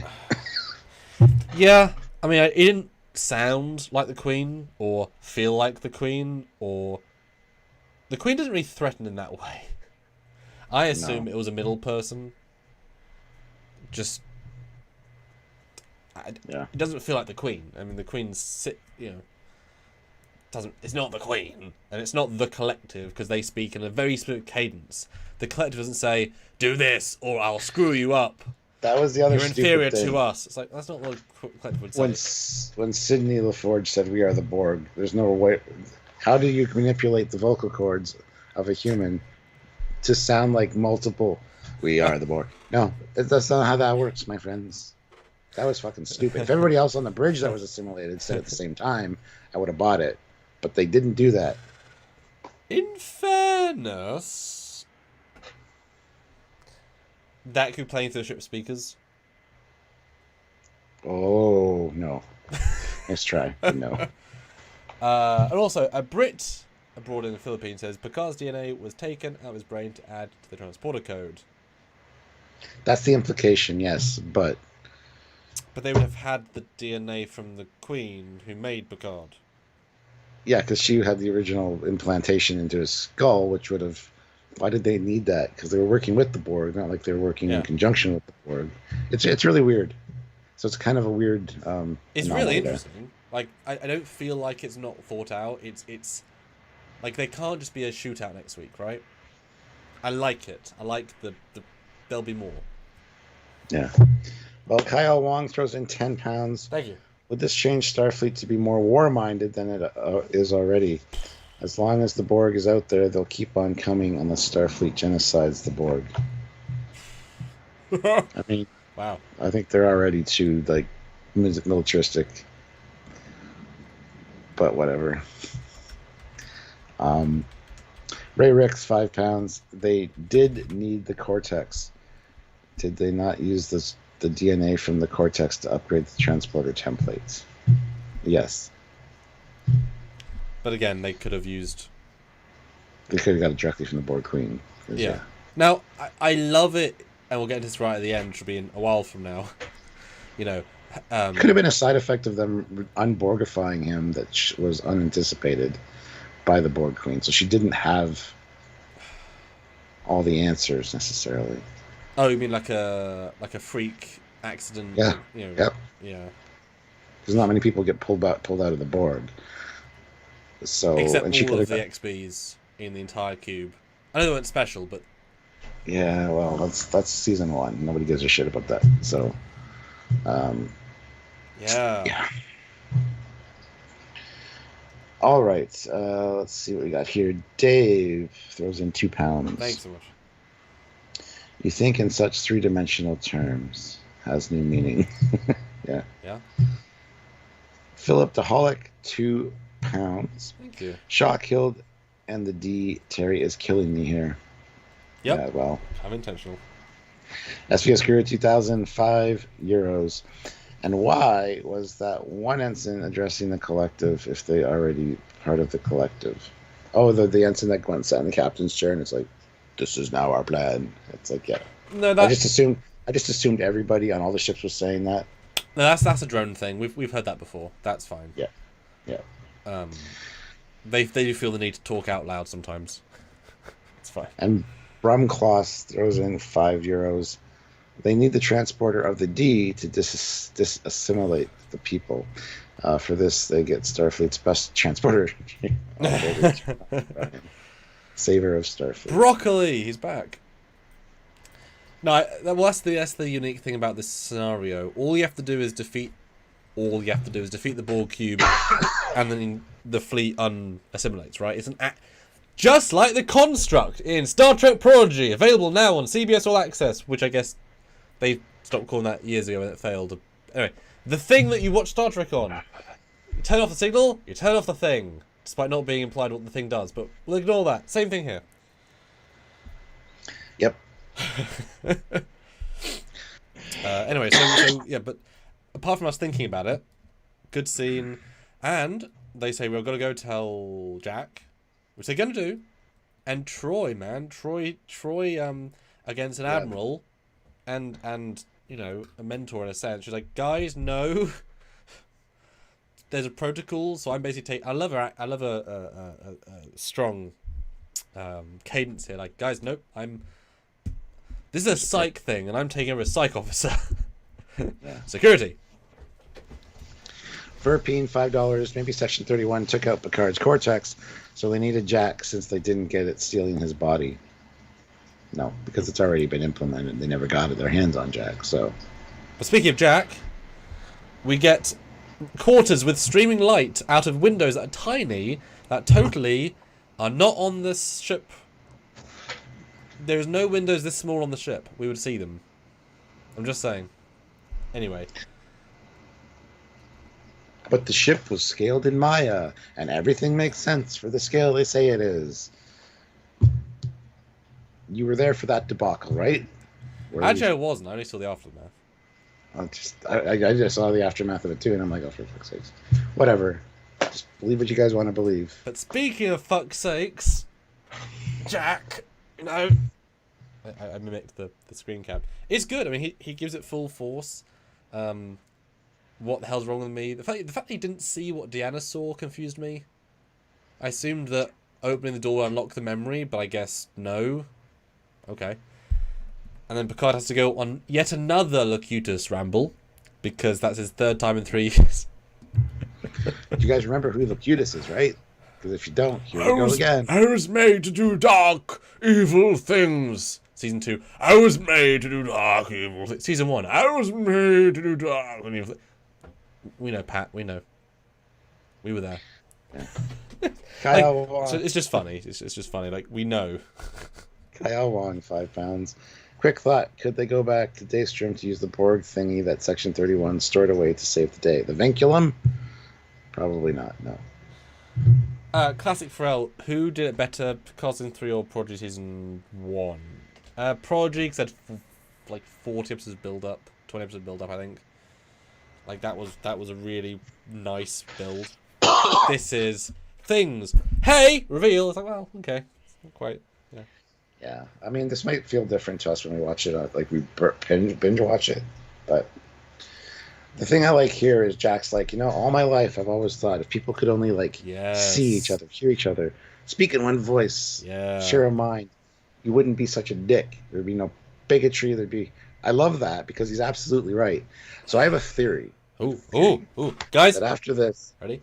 That after this, because of all of Starfleet being infected with this, it's become genetic now. The transporters genetically modified their brains. So what's going to happen is this is the next step of human evolution, all thanks to the Borg. This gets us one step closer to being. This is one step closer to being the Q. We can communicate with each other non-verbally. Not everybody has it, but as you breed generations, it will work its way in. And this is going to be the next evolution of humankind, all thanks to the Borg. That's the theory that I came up with, and I think it's fantastic. And then the burn kills them all. Oh. That's a different timeline. It's fine. Yes, it seriously is. Right, guys. Help us get to 630 votes on this poll. That is incredible. I'm going to send this off to the people who work on Picard. Let them know the feels, guys. So let's get another 26 votes. If you haven't voted right now, vote and like, Stuart. We're only at measly 312 likes, so click like. But no, I absolutely hit 400 likes last night on my first reaction live, guys. We can hit 400. We can today. No, I absolutely loved this dialogue. The introspective moment of my whole life. I've thought this arguably dangerous, as he says, cybernetic authoritarianism. Yeah. But without the context, the idea seems, well, if only. But now it's like I've always had this in my brain, wanting this, looking for. That was great. That said, it did make me contrast with episode 3 when he's in the or 4 when he's with Picard saying, "Look, no offense, old man, I don't want to be part of Starfleet. I like going it alone." Like that was an entire conversation. It was the exact opposite to this. Like, if anything, that there should have been scenes where he was saying, "Oh, I would love to join Starfleet, but this or this." It's like you can't really have both personalities at the same time. I know he's been activated, but it's explicitly said his entire life he's felt this, except for episode 3. Yeah. That was odd. That was odd. But I love the dialogue in general, and the fact that he comes to terms so quickly. He knows whatever bad situation he thought, it's worse. And I think he makes up his mind insanely quickly, like, I have to end this. But at the same time, once it's unlocked, I interpret the scene as being the Borg programming kicks in a way that he thinks he has an idea of what he wants, but really he's being pulled now 10 times more. And so his intelligence factor's gone out the window. He's now thinking on instinct. So this is no longer Jack. This is drawn Jack. Does that make sense? Yes. Because I don't quite see... These scenes feel not contrived, but too like, and get off the ship. It's like, I mean... How does single-handedly walking into the villain solve the issue since they want you? Without backup telling you... Like, at least tell them where you're going, right? So... It plays to me as a red herring of, yeah, he's actually fully taken over. Wow. Ray Ricks, 2 pounds. Thank you. Fire the Genesis 2 at the Borg. That would be fun. Oh. Just beam a bunch of attack tribbles into the queue. Queen versus Tribble. Who will win? You decide! Rap battle. I'm the motherfucking queen. I'm a Tribble. That's the whole thing. There you go. Jesus Christ. Justin 34, new member. Welcome to the rank of captain. Oh, brilliant! Another ship. Goddamn. We'll run out soon unless we keep the shipyards going. Which we will for you guys. You're amazing. Thank you so much. Ray Ricks upgraded their membership to Commander. So from Lieutenant to Commander. Congratulations on your promotion, Ray. I look forward to seeing what ship you're on. We don't know. And he's already on a ship, so I don't think he's going to get bumped right away. And though we have to reshuffle for captains now, so yes, he will be bumped. You will have a new assignment. Chris, $5. Just got in, but question. Wasn't Elnar stationed on the USS Excelsior? No, Terry confirmed he was not on the Excelsior. Well, funny if he was. I thought the exact same thing. It was like weeks ago. Like 6 months ago. Ugh. Good Tea Nice House, $2.20. Are the glowing eyes meant for the audience only? Yes. Yeah, nobody much commented on it, and he's done it in front of a few people. You know what just occurred to me, Stuart? You know how last week I said, why don't they take the Shrike? Because it's really powerful. If they had the Shrike, the ship would not be controlled by the fleet. They'd have a ship they could fight and pew pew. With lots of weapons. Lots of weapons. Yep. I should find the list of weapons that are on it, because it's still here somewhere. Anyway. Just saying, like, now in retrospect, they probably should have kept that. Yeah. SVS Guru 2000 throws in €5. Hey. When Jack said this, he was lying, because in his mind, Picard didn't want a family because of Starfleet. Well, I love this argument, because it's like, what do you see when you see me? Like, yes. I'm good, I'm gentle. Like, what? How does that affect this whole Borg thing? Yep. And he's like, what do you see? And I love in a second where he's like, he goes to leave, and the guards are there. The guards are like, there are protocols. It's like, are there protocols for being a father, or did you not get issued those? It's like, oh shit, son. Yeah. But Picard's right, where he says it's saving everyone else. That's what they're there for. So because the needs of the many outweigh the needs of the one, and I love he actively does. Many outweigh the needs of you.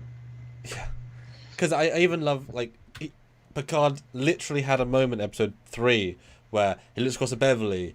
It's his son. He says, "Right, no, I'm doing this thing. I'm risking everything." He goes full emotion and command. Here, he shuts down the "let's work on saving you" into the "let's work out on saving the last 12 people that weren't massacred by Vadic." I mean, the crew. And he's very stoic here, because he doesn't know how to... He now knows this child is Borg, in an essence that's hard to describe, right?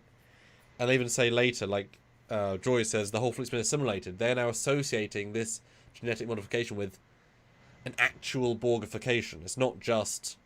Well, he even says, "Where's my daughter?" And it says that your daughter no longer possesses, like, human whatever.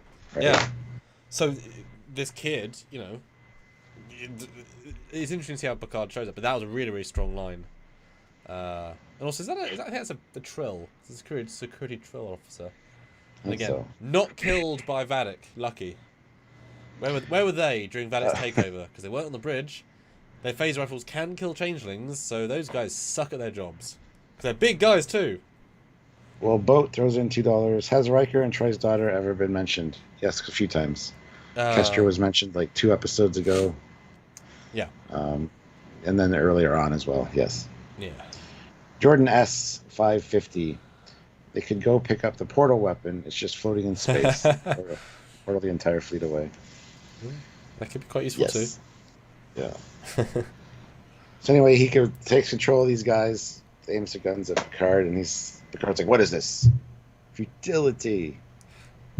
Resistance is futile, bitch." That's basically what he said. I thought that was great. I thought that was great. Although I saw a comment, and I think it's ridiculous personally. I thought Patrick might have died then.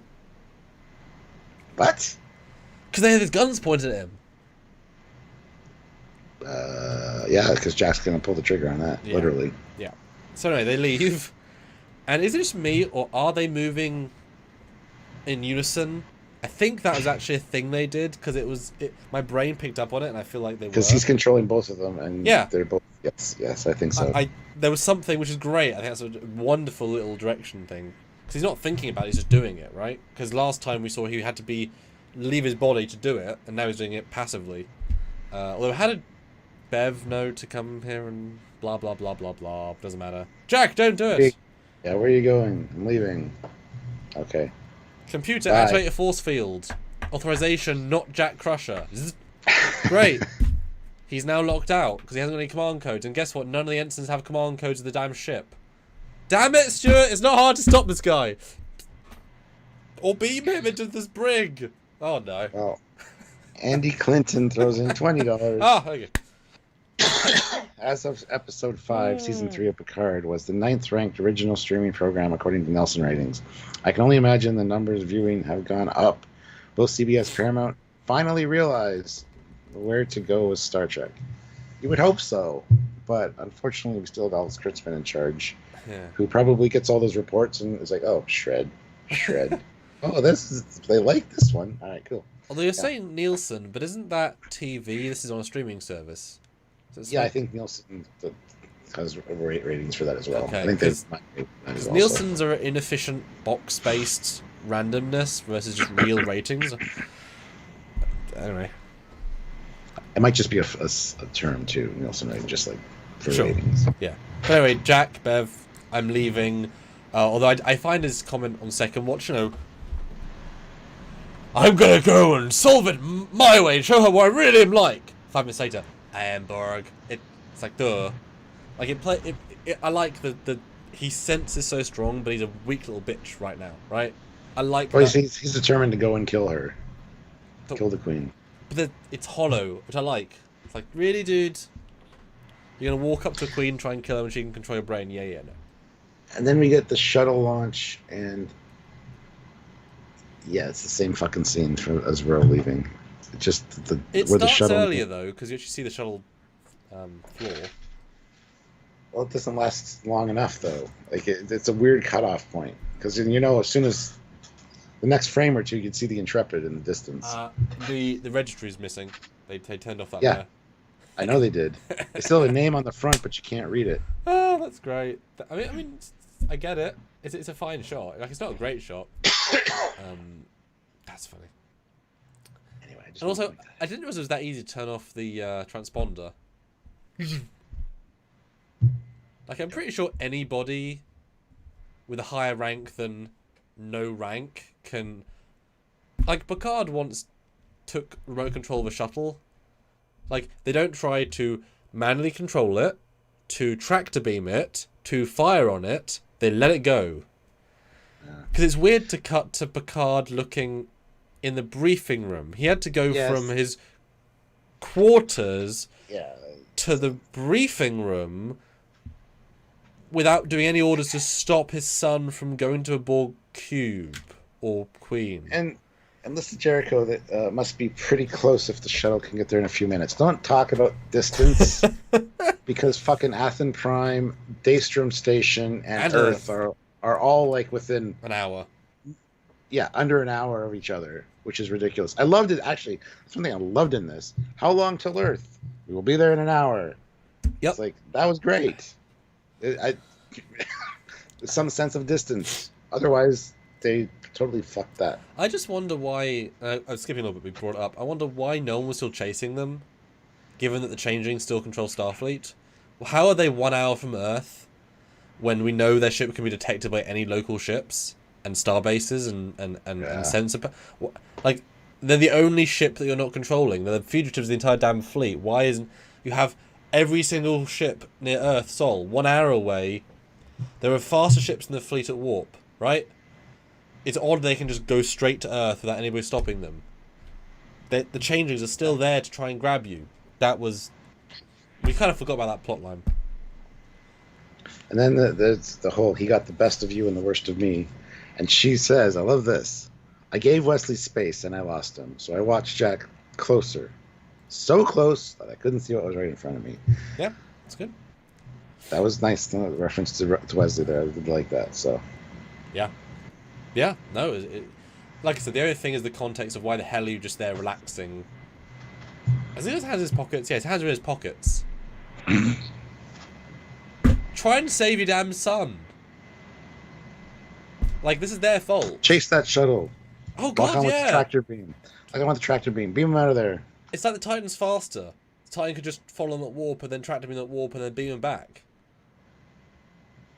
Lots of plot holes are opening up. Oh, When we no. talk about this, and I don't like it because I enjoyed the episode. Oh no.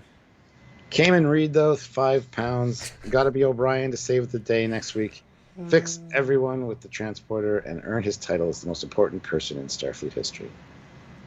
That'd be great. But then Data comes in and says, yeah, we've been scanning, sir. Afraid we found nothing. You just sat down. Like, he just left. He's been gone less than 30 seconds, Data. What the hell? With your tricorder? What are you on about? He also didn't walk off the bridge. He walked out of the fucking other doors, which I assume is a turbo lift because that's the only explanation for how the changelings from the last episode got in there without being seen. But yeah, he's like, would you like me to say something comforting? It's like, it's impossible. He's like, he puts a hand on his shoulder. I like that.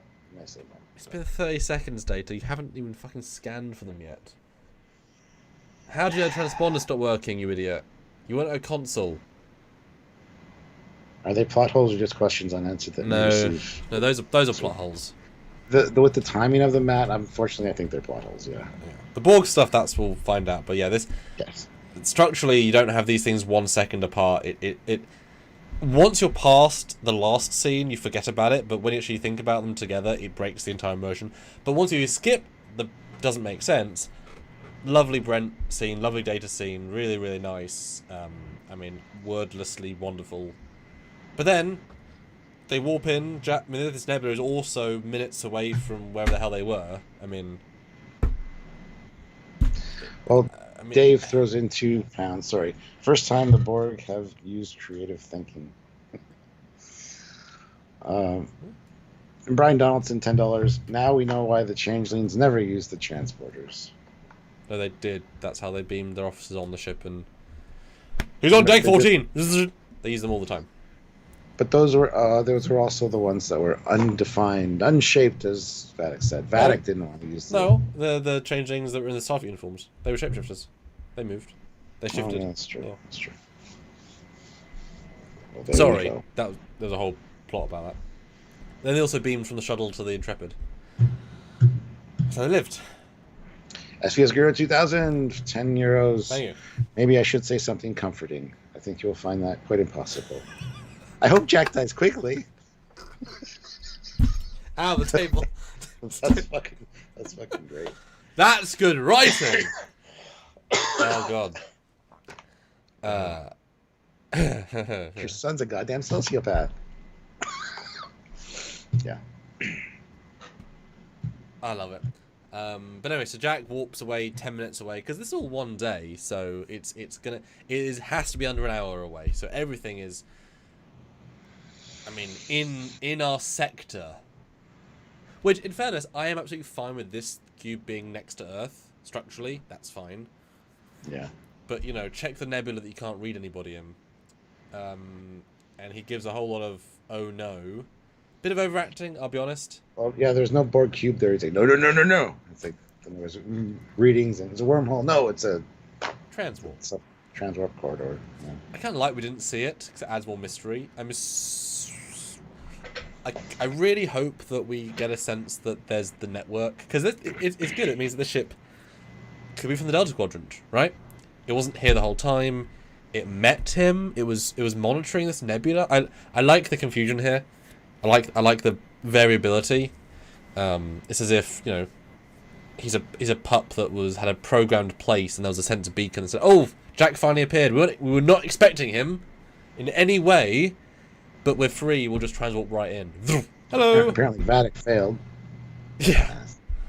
I mean, good shot though. I like the cube. I like the green. I would love to know if it's actually the same model from season 1. Because it feels very different. Yeah, it doesn't feel like the same one. I don't think it is at all. Yeah. It's great. I really hope we see more of it. And a lot of antennas. We'll see it later. A lot of antennas. But Jack, bit screwed. Or not. And then, exposition scene number 3. Yes. Talking about genetic coding and how your Ironic syndrome wasn't Ironic syndrome. But we couldn't detect that 35 years ago. Don't you know? Yep. Or in All Good Things. Yeah, and here we go. Here's where it says, "This is why VOX stole your body from Daystrom. The changeling extracted that altered portion of your DNA." Yep. And they talk about receivers and transmitters and how is Jack different? And there we see the last part of the credits with that thing, the transmitter protein and receiver protein. Yeah. And then they're trying to figure out how if he's a transmitter, how is he going to be able to communicate with anybody else? Because don't they have to have receivers? And but Picard's DNA is the receiver. I know, but they're trying to figure that out here. Oh, sure. They haven't got there yet. Sorry, I'm just saying. I thought you were asking me a question. Yeah. There's the answer. No. Yeah. Also, isn't it great that they're like, we need another set that isn't the bar and isn't the bridge? Let's just use sickbay and put every single standing monitor and just make. Holy shit! It is sickbay. You're right. Yeah, it's effective. It looks good. I like this room. I gotta say. Yeah, me too. But you imagine the actors are like, are we just shuffling on these same 3 rooms every episode? Oh, okay. But I was convinced though that somehow I was convinced that second time watching the episode they'd have the talk with Jack in the bar.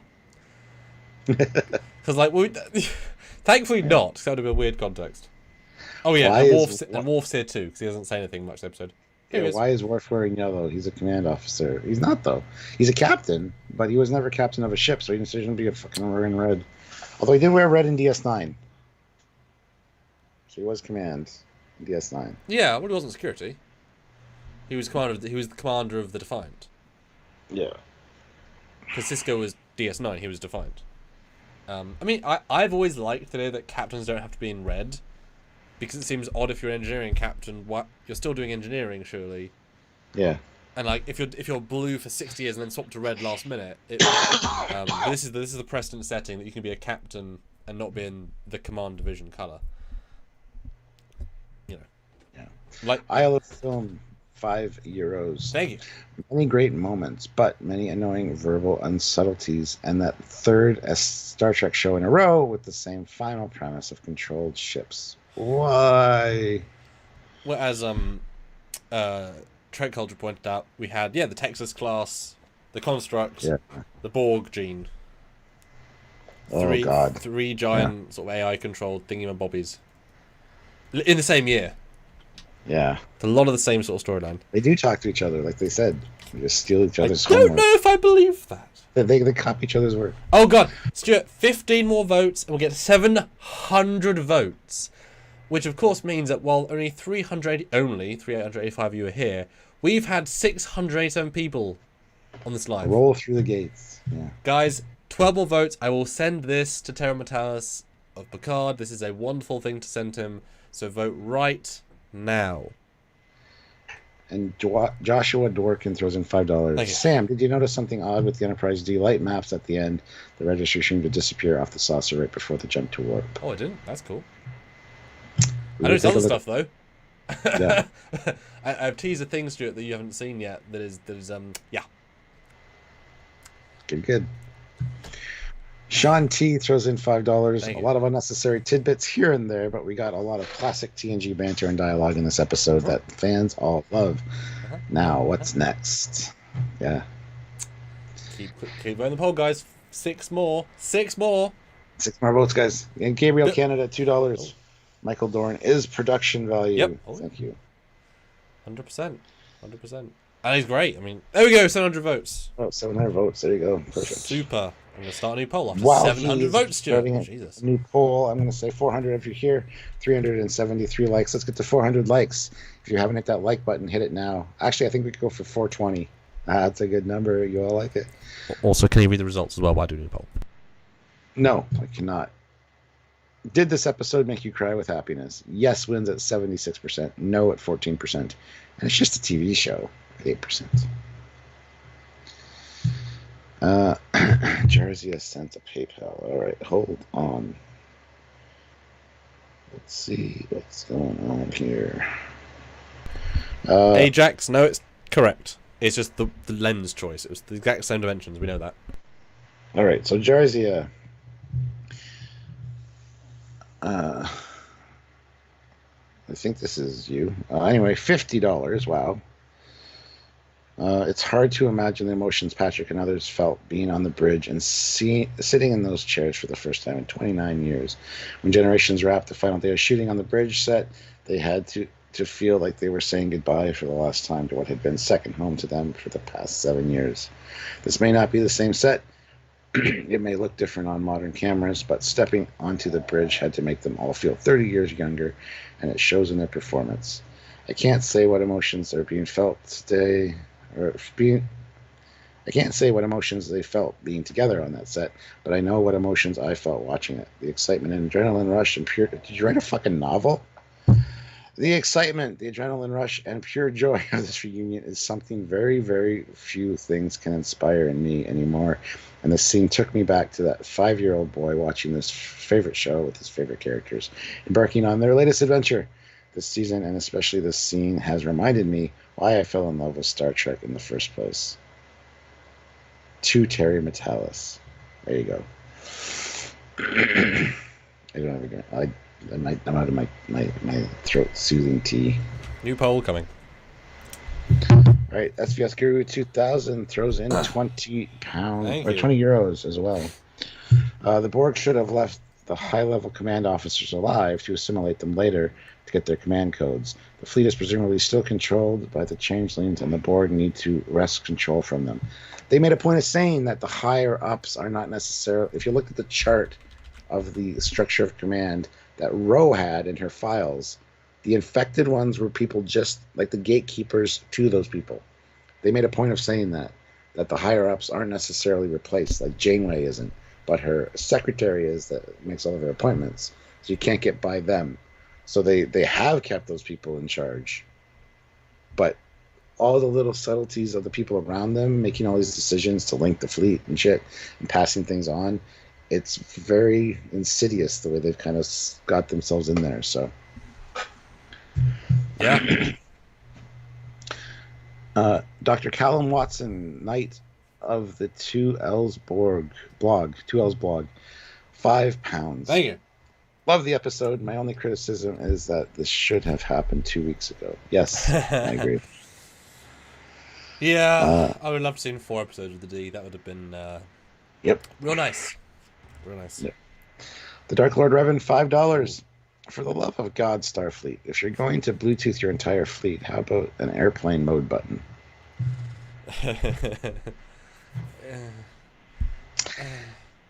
And Gabriel Canada, $5. Can the Founders or Borg even join Starfleet like the Gorn apparently do, or remain a dark reflection of infinite diversity and infinite combinations? I would assume that they would be welcomed by Federation and Starfleet, but that being said, in season 2, Seven was saying how they're prejudiced against ex-Borg, and you know. Oh god, everyone's ex-Borg now. Oh no. This is modern day. This isn't fucking future. This is modern day, so we have to put our shit on it. That I mean, you must now be less ex-Borg hate, because like all of your young people in the fleet, and very conceptually on Earth. I mean, if any Academy officer went through... Do you remember how busy that Starfleet command transporters were? That one day Picard randomly went... Every single person was getting beamed. I can imagine the entire Academy was converted. Massacring all the officers. O'Brien got killed. That would be the ideal place to start doing it. Starfleet. God. Do they realize how many people they killed today? Oh, it's so uncomfortable. Stop killing all the Starfleet. Oh. Classic for Real says, man, I really wish Tim Russ makes another appearance. Well, he says he's in 2 episodes, so... You know what, Stuart? I take what I just said back. Prodigy already killed so many people that there's less people to kill now in this episode, so it's fine. That's true. That's why everybody's young. Because everybody died in the Dominion War and in Prodigy. You made it worse than my worst. I love it. Well done. It's the Star Trek Online thing where they're giving ships to, like, ensigns and shit.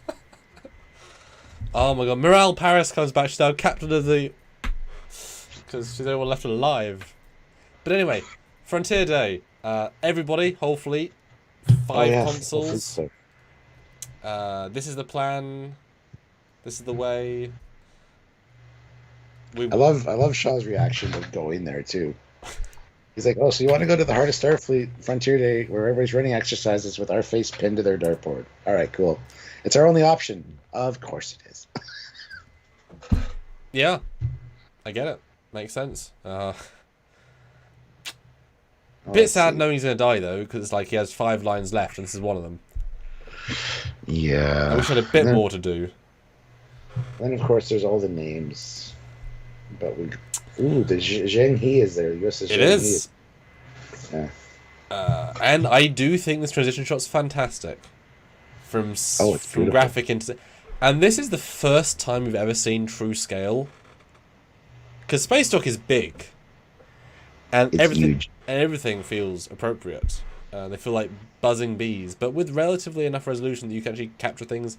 And just like with the rest of the show, they are lingering. They are moving. They are having fun.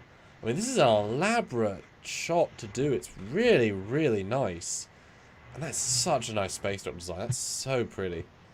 And so well lit and so bright. And the way it moves. And EF comes out and it's heroic. And, you know, talk about the introduction of the newest Enterprise.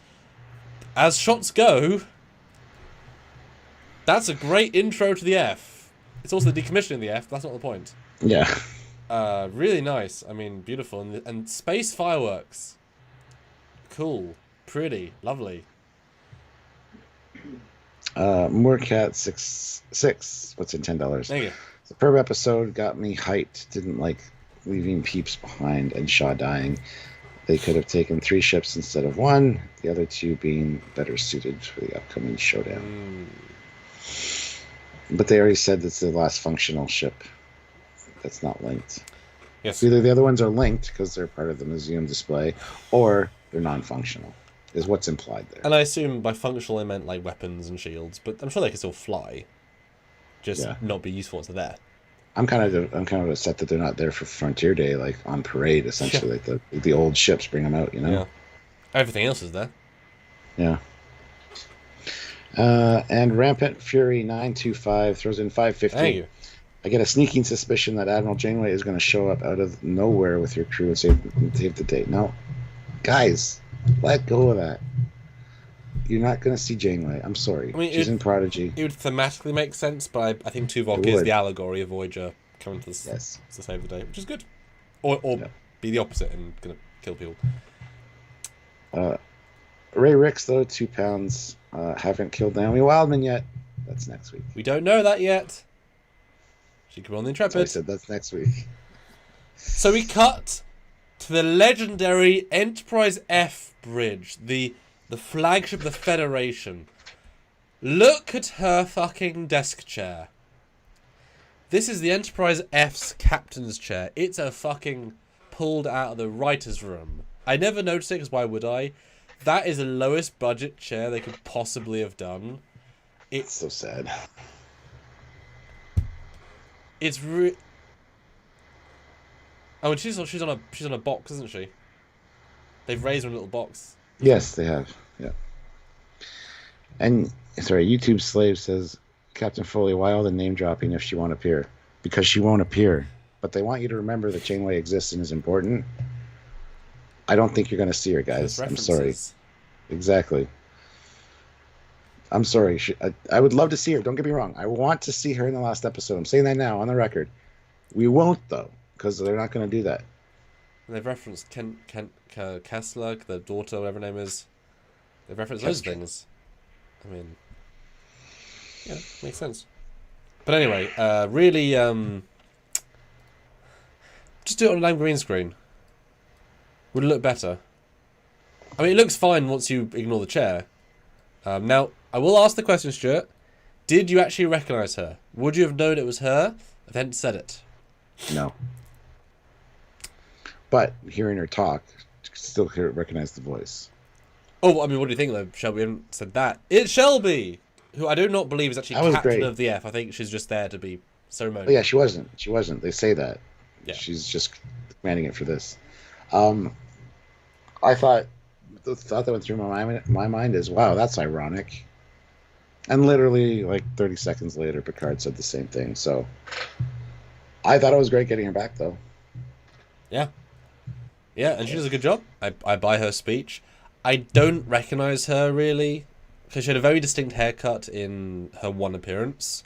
Yeah, the little curly keys. And that isn't reflected.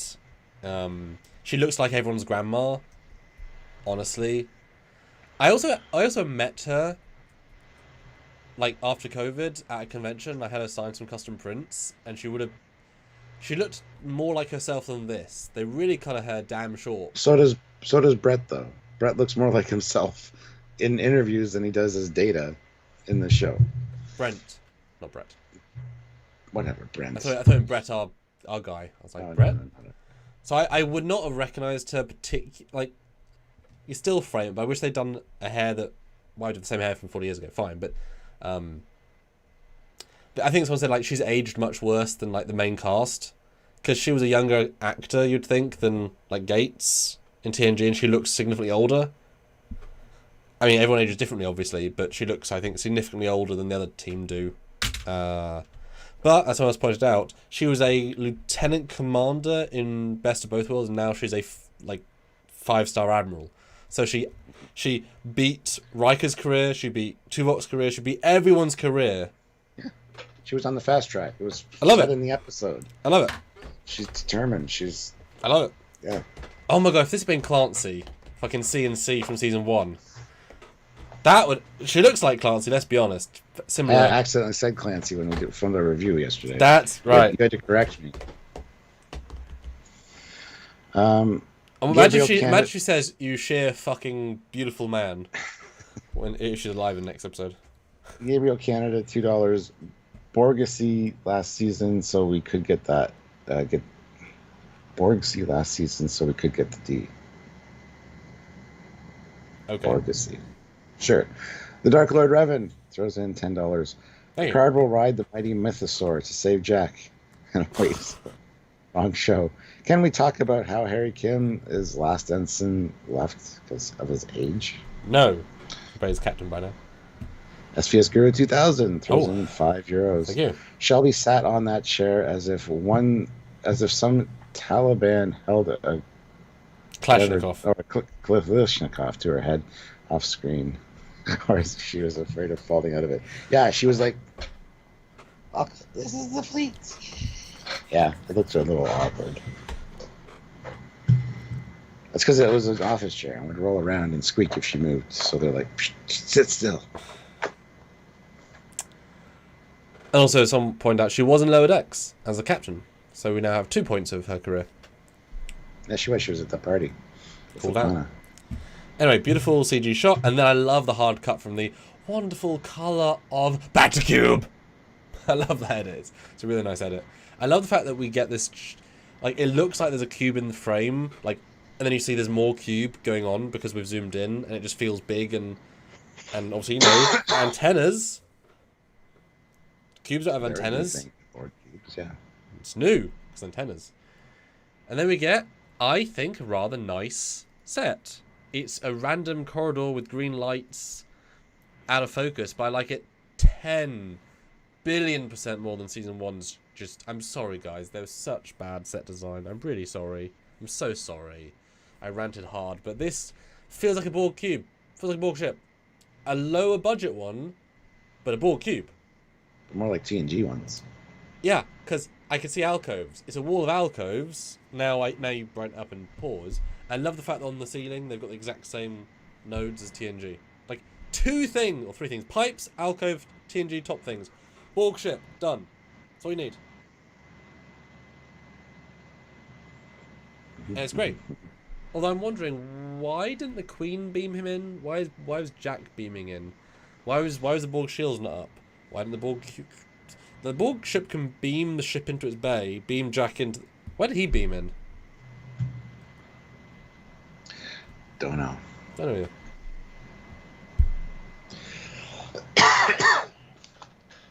But we're back to the Titan warping in.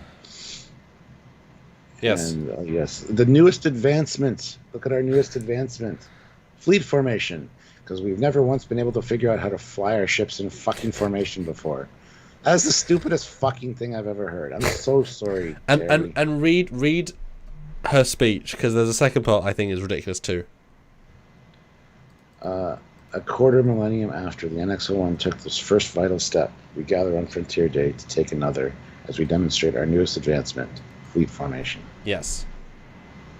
Then? And then that's when over the comms you hear USS Pulaski synchronization online.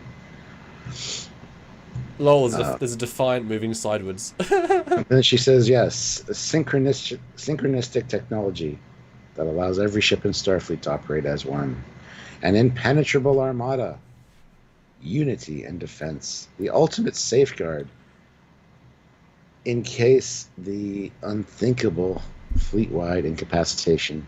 The system will protect our crews in our continued exploration of what still remains our final frontier.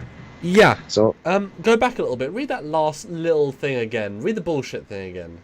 Oh yeah, the safety thing. In case of the unthinkable fleet-wide incapacitation, this system will protect our crews in our continued exploration of what still remains our final frontier. The fuck are you on about? I think what she's trying to say, and it doesn't come across this way, but reading it, if the whole crew becomes incapacitated, the ship can be remote piloted. Oh, I did not get that at all. To safety. Oh, that is not remotely clear. It's not, but it is. Okay, see, I took it as just idiocy. No offense. That is offense. But I took it as her saying, you know what we need? Ships that do the things themselves. And if they all do it together, we'll all be safer. Why? But if they're connected, they can be hacked and therefore taken over. Did you see season 2? The Borg took over all your ships. Yep. Like, that happened less than a year ago. Were you there for the fleet decimation for Prodigy? The Enterprise E was there. And the Defiant! USS Pepperidge Farm remembers. Remember those memory berries from 3 months ago? I don't know why this is a good plan. I prefer having each ship working randomly. Because if a unified computer controls the fleet, then you can predict its movement, you can counter it. If each ship captain has their own strategy... You're fucked. Huh? If each captain has their own strategy, you're fucked. Well, no, I just... As an enemy, I mean. Well, oh yeah. It just seems like an antithetical Starfleet thing. Like, I would buy it if it was like a Defiant squadron. Like 5 Defiants working as one. That I would buy, right? But 90 ships of various sizes, ship classes, crews.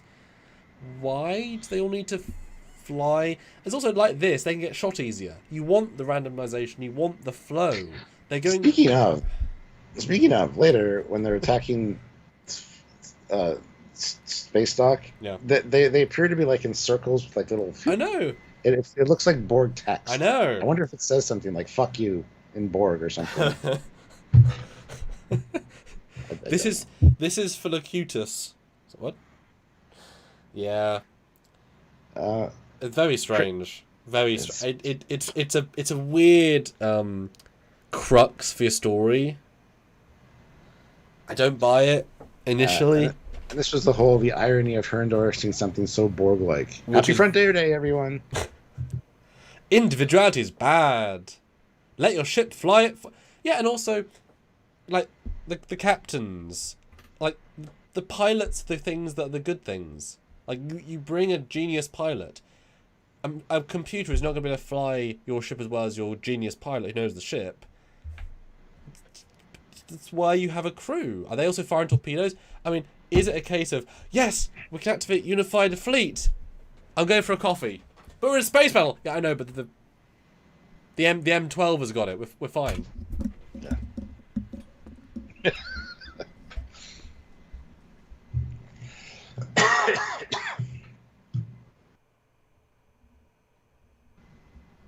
All right.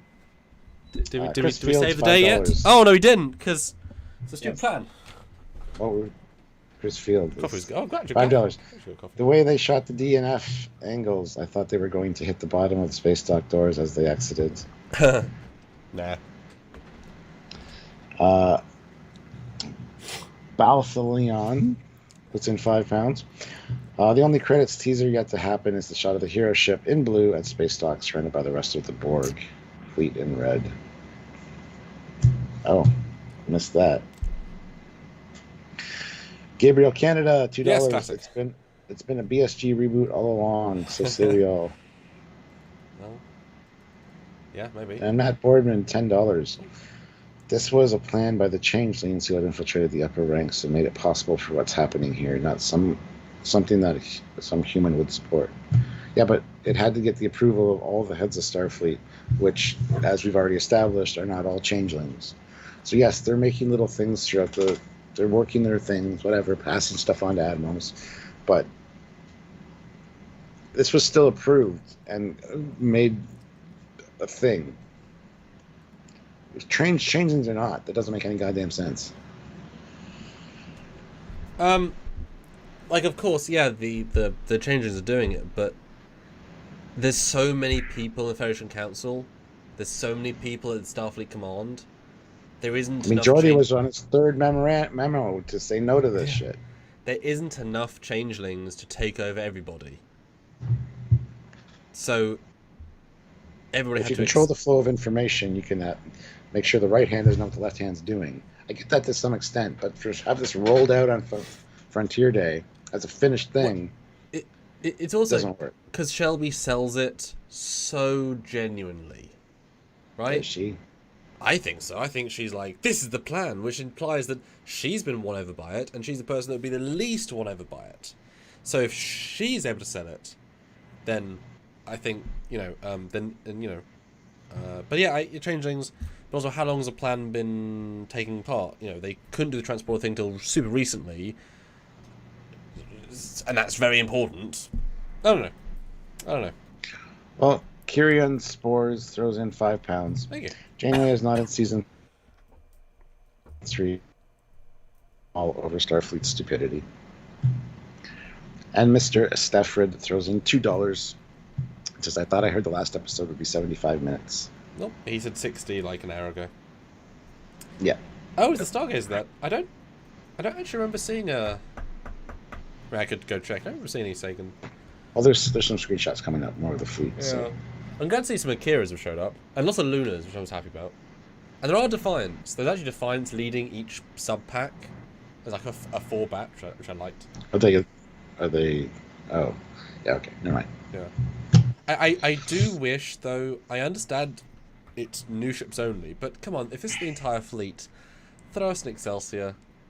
Come on, guys, a classic one. There's going to be one or two still out there, right? There's one or two in there. I'm sure I saw an old Excelsior in there. Oh, there's a Sagan, okay.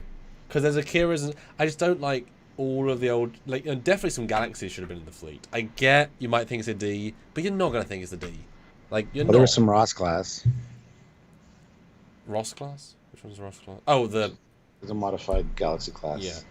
I mean, it's really, really good fleet. I really commend them, but it would have been nice to see a couple of the really abstract. I mean, maybe that's Enterprise D down the left.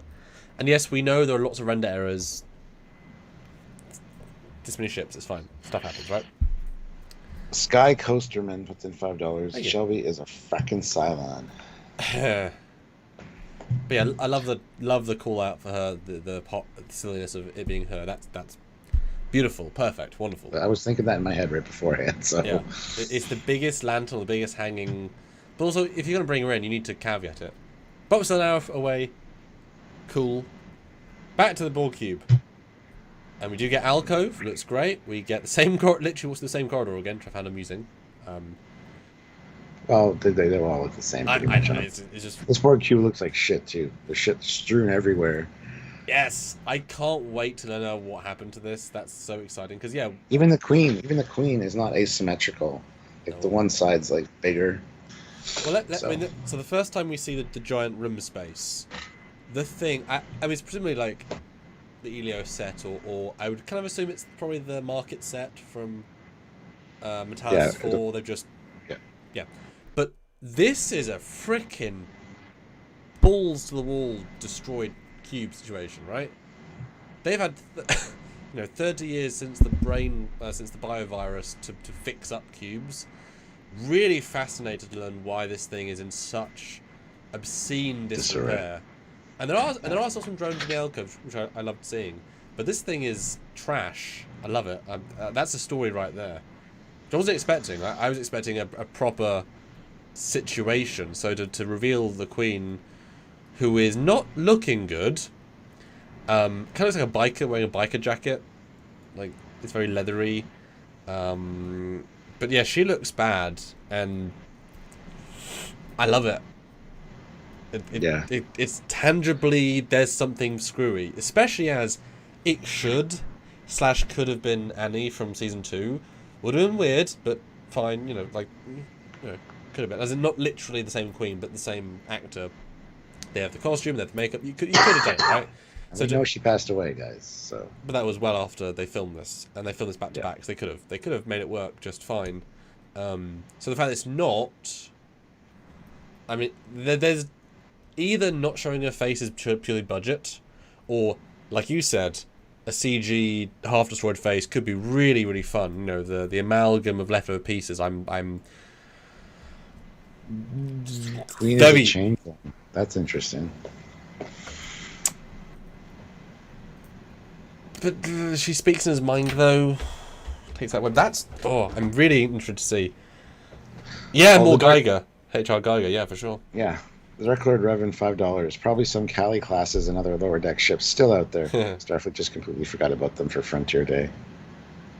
They're not considered part of the fleet. Yeah. And Rampant Fury 925, $2.20 Canadian. I guess the 50-year Galaxy class is retired. Yeah. And no Intrepids, no Prometheuses, no Everybody keeps saying it's going to be Janeway's face on the Borg Queen. I've heard that so many times on Twitter. Heard it last night. Heard it on this live. It's not going to be Janeway. Guys, let it go. Jesus. No Janeway. The voice sounded like Cridge though. It was Alice Creed. And what do you think? I mean, I'm sure you heard her quickly. Yeah, I thought that was great. I was waiting for the reveal of her face. Didn't get it. I don't know if we'll see it next episode or not, but yeah. I mean, her performance was masterful. I mean, she was good in Lower Decks, but very different. As I said in other reviews, she can balance seductively sexy in a way that I've never heard before. Maybe the lady from Species. You don't listen to me enough, do you? I try not to. But I mean, she's an incredibly good performance in this. It's weird. It's a bit like a little bit crazy. I love the vibe that, because she says a very specific speech. She has I've been waiting. You're this, you're that. I'm have to read that in a minute. But this is a plan. This is this is. I think she even says we made a pact with the other guys to finally have retribution against Starfleet. It feels like the culmination of you guys screwed us with your future tech. You cheated, you temporal prime directive people, and now we're gonna just F up everybody. It has a visceral to it that I really quite like, and the fact that it's all destroyed is a lovely, we never quite recovered. I have theories, I have thoughts. The vindication of both our species. To take everything back from those who live like shattered glass. Yeah. I love how she's like, if it was possible for you to kill me, you would have done so already. He's like, and he just yell. It's very visceral. It's better than the Khan yell, honestly. Yeah, and his acting there was really good as well. The loss of personality, I felt it. I really, really felt it in his voice, or in his face. I can. Yeah, and the fact it doesn't even. I also love when the probe goes in. There's no reaction. That's what I was literally gonna say. Yeah. I know. I didn't mean to cut you off, but. He's gone, he's assimilated, right? I love it. It's a very well played little moment. Yeah, it's good. Then we got back to the genetic manipulation, which we knew was coming because it was on the credits, but. And yeah, this is talking about This is information I got from the strike. There's Starfleet code, and it is transporter system code. So this is interesting because Data says it's part of the architecture now of the transporters. Bye, Matthew. And it appears Captain Picard's DNA is now considered common biology in the transporter system. Because to save space, the common things for each species are kind of stored in bulk, so it's not individual per person. That's what they're saying. And yeah, this has been added. So interesting. It's a fantastic way to take they assimilate. When they said they've been assimilating everybody for a while, I'm like, that's fucking brilliant. That's a brilliant way to do it. So, because, you know, why would you ever look at the actual base code of your transporter? It's not some hack. I mean, it is, but it's not working as a hack. It's working as the most basic. You know, step 1, turn on. Step 2, what race are you? Step 3, beam. Like it defaults you. I love that. It's really interesting. And yeah, it's everybody. People beam all the time. Every ship, every area. You know, it's powerful. It's simple, and it's also going small. Because the Borg, when they go big, Borg cube, it fails. When they go small, nanoprobe or personal, you know, one drone, you know, attacking something, and yet you go as small as you can. Transporters are just beaming them. It's great. Kyrian Spore's question: is the Trekyards fleet apart from the Starfleet mainframe? Yes. Don't worry, we got older ships. Or before that, we haven't seen any. Oh no, we haven't got the Titan. Oh no, it's fine. We're year 1 Titan. All right, we got some super chats to get to. General Grievous, $2. Queen looks like Troy Palpatine with the cables. Definitely Palpatine vibes. Definitely Palpatine. Yeah. I liked. Mr. Stafford, $10. Oh, thank you. When Picard touches the L-Cars display, I think of the scene in First Contact where Picard and Data talk how touching an object can connect you to it in a personal way. Data goes to touch this chair too. Yep, brilliant. Justin, 34, $5. Glad to join the fleet. I really enjoy the story of season 3, but Jack and Picard really frustrate me. I need those two to really work it out. Also, briefly, DA0 has a really good comment. Vadik killed the only 25-plus-year-old on the bridge, except Shaw. Doubts it was a coincidence. 15. Yeah. That's. I thought the same thing. When I found out the age. Makes perfect sense. If that was forward thinking, but obviously you could kill 7 and Shaw too. But that's great if that was actually deliberate. Yeah. David Hidoba, $5. Thank you. If you look at the Star Trek Picard subreddit, the screenshot implying the Defiant, Enterprise A, and XO1 and Voyager returned is posted. We're good, thanks. But also, I don't know how anybody's going to get back to the museum. I guess every shuttle's fine, so I guess... Oh, is that going to be the payoff that all the museum ships come out, but then none of them work, but then... We'll see. I don't know. We'll see. Steve Foster throws in £5. Loved Annie Wershing's performance last year, but for me, Alex Krieg is always the greatest of all time, Queen. Yes. Yes, Queen. Yes, Queen. There you go. General Grievous, $2. Today I learned Borg don't ask permission to probe. Mr. Stafford, $2. Hope for another performance of a lifetime by Data. Colin S., $5. My headcanon for Picard's sake, fleet admirals retired as 4 pips since they're not active duty and not running the show any longer. Shelby, or Picard is greater than Shelby, LOL. No. Shelby got more. Shelby zipped past him. Yep. Matthew Lebner, $20. Ah. Made it back. Good to see you. This could be the Borg Queen after the events of Voyager finale and the last working conduit, and the revenge on the Federation for what was done. With the virus, all the Borg had time to plan and wait. Yeah, the Borg have nothing but time, really. Yeah, it's absolutely revenge. I mean, they effed them up. I mean, Yeah. you're allowed to be a bit pissed. And I love because the next shot where the Titan warps in. This is great because she's still rambling on, and she says, "And this is the summation of decades of technological advancements, fleet formation." And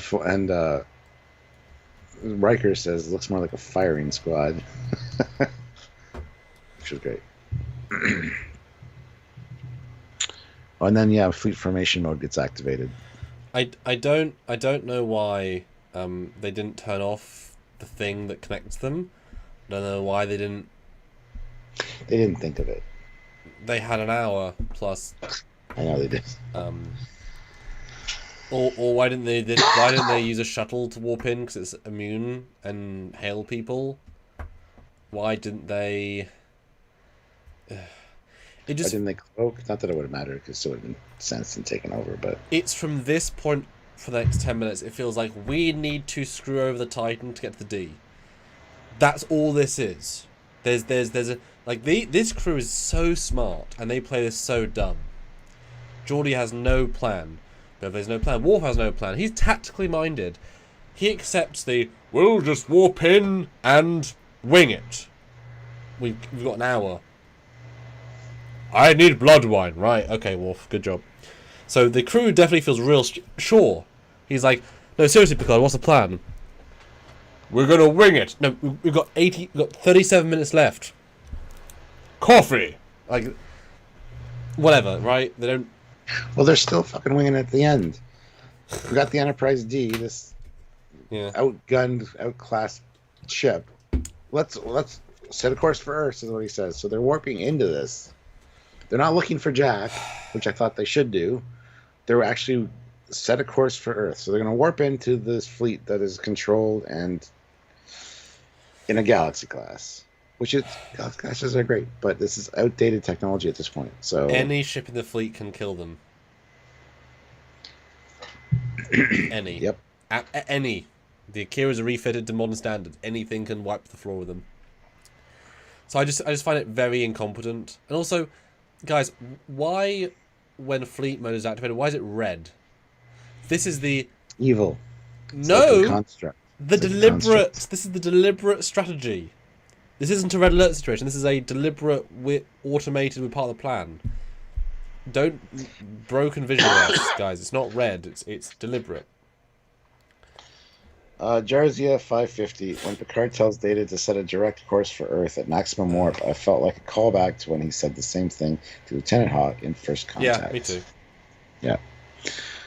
Mr. Stafford, $2. Life forms by Data, not performance of a lifetime. No, Curtis, it wasn't. It's a museum ship that Joy took 20 years to do. He's not going to go ahead and give it quantum launchers for a ship that's in his museum.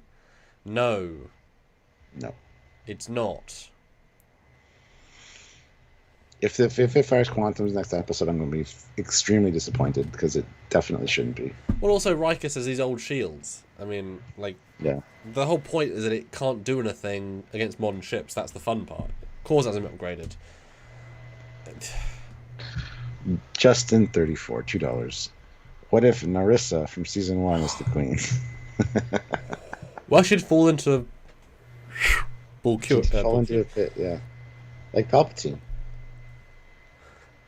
And Palpatine, the Borg Queen came back somehow. Yeah. Maybe the Queen came from Exegol. I mean, Nepenthe just appeared in Star Wars. Maybe Exegol's going to appear in Star Trek. They shared, Stuart. Yeah. I don't quite get why they say communications are going to go any second, yet they work, and then they never stop working, except when they fail, but then they start working again. What? Well, it's all the power of plot. Fist Rockbow and $5. Worf finally realized Picard always denies his suggestions and gave up. Yes.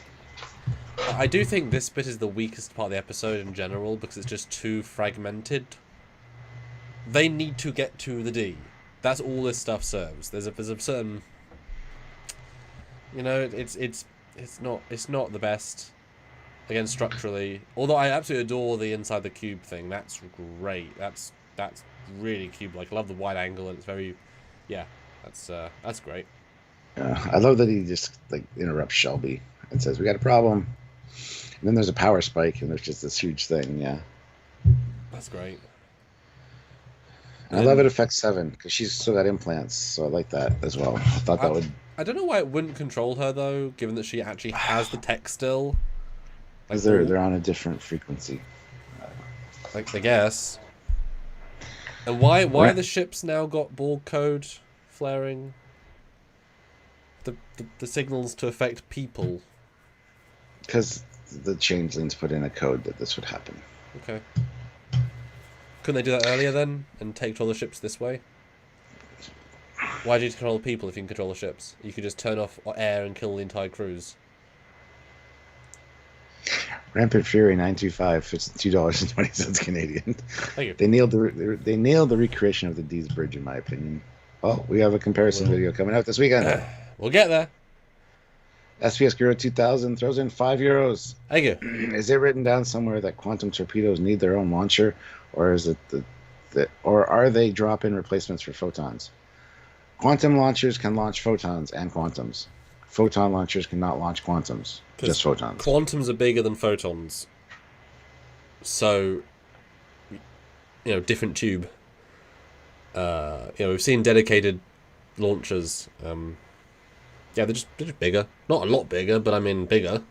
A tube is designed to fit a thing. I mean, the fact that they literally use the same prop from Star Trek Voyager into Enterprise means that torpedoes didn't change their shape in 200, 300 years.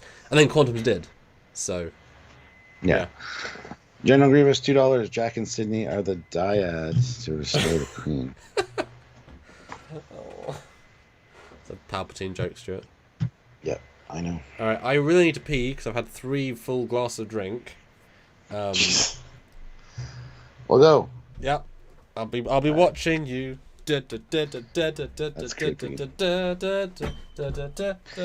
I'll be watching you.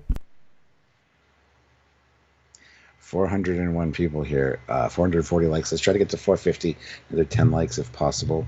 Yeah. Hit the like button. Paul D, $5. You think in such three-dimensional terms. Thank you, Alice. Yes. I love that line.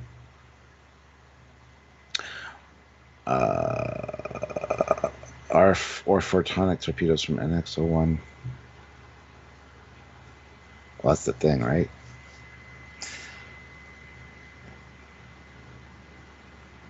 Let's see. Syracuse likely lost her saucer in the Dominion War, and we don't know what upgrades were made to the Galaxy-class ships during the war. That's the other thing, too, yes. There will be some changes, I would imagine. Small little things to the Galaxy-class Star Drive section, at least. But, yes. We'll talk about that. We have a whole weekend of, a whole weekend about the D. Take that as you will.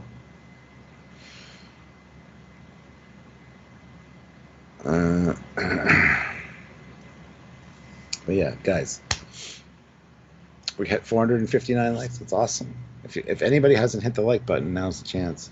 We're coming up on the end here. We're coming up to the big moment, and then we will give our final reviews and scores. So consider that. You're going to have to score this, but the whole thing, not just the last 10 minutes.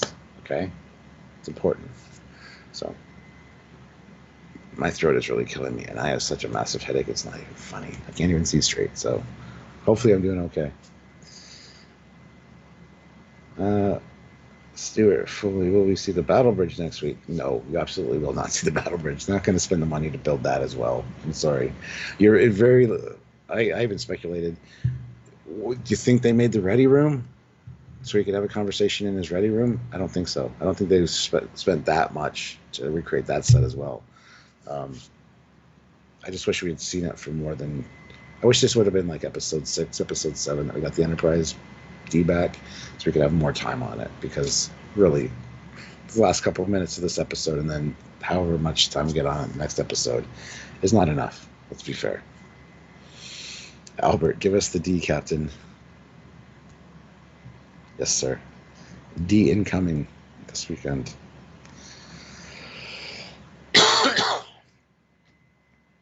Apparently Samuel needed to I know where his bathroom is. It's literally at the end of the hall in his house. It's like 10, 15 steps away. I think he maybe got lost or fell in.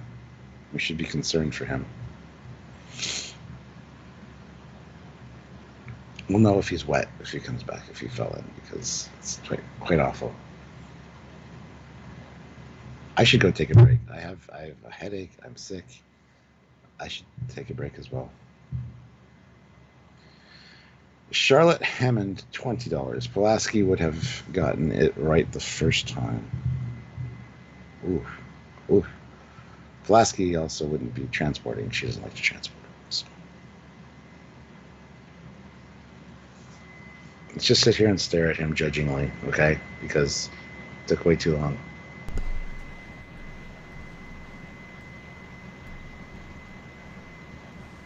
Then they all get assimilated. Oh no. Did you fall in? Are you wet? No, I got a water as well. Dad said Time. congrats on the 700 votes in the poll. He said, well done, River. Great community. So he grabbed it. Now, did you like the fact that, you know, Borg like to dramatically reveal, you know, the old love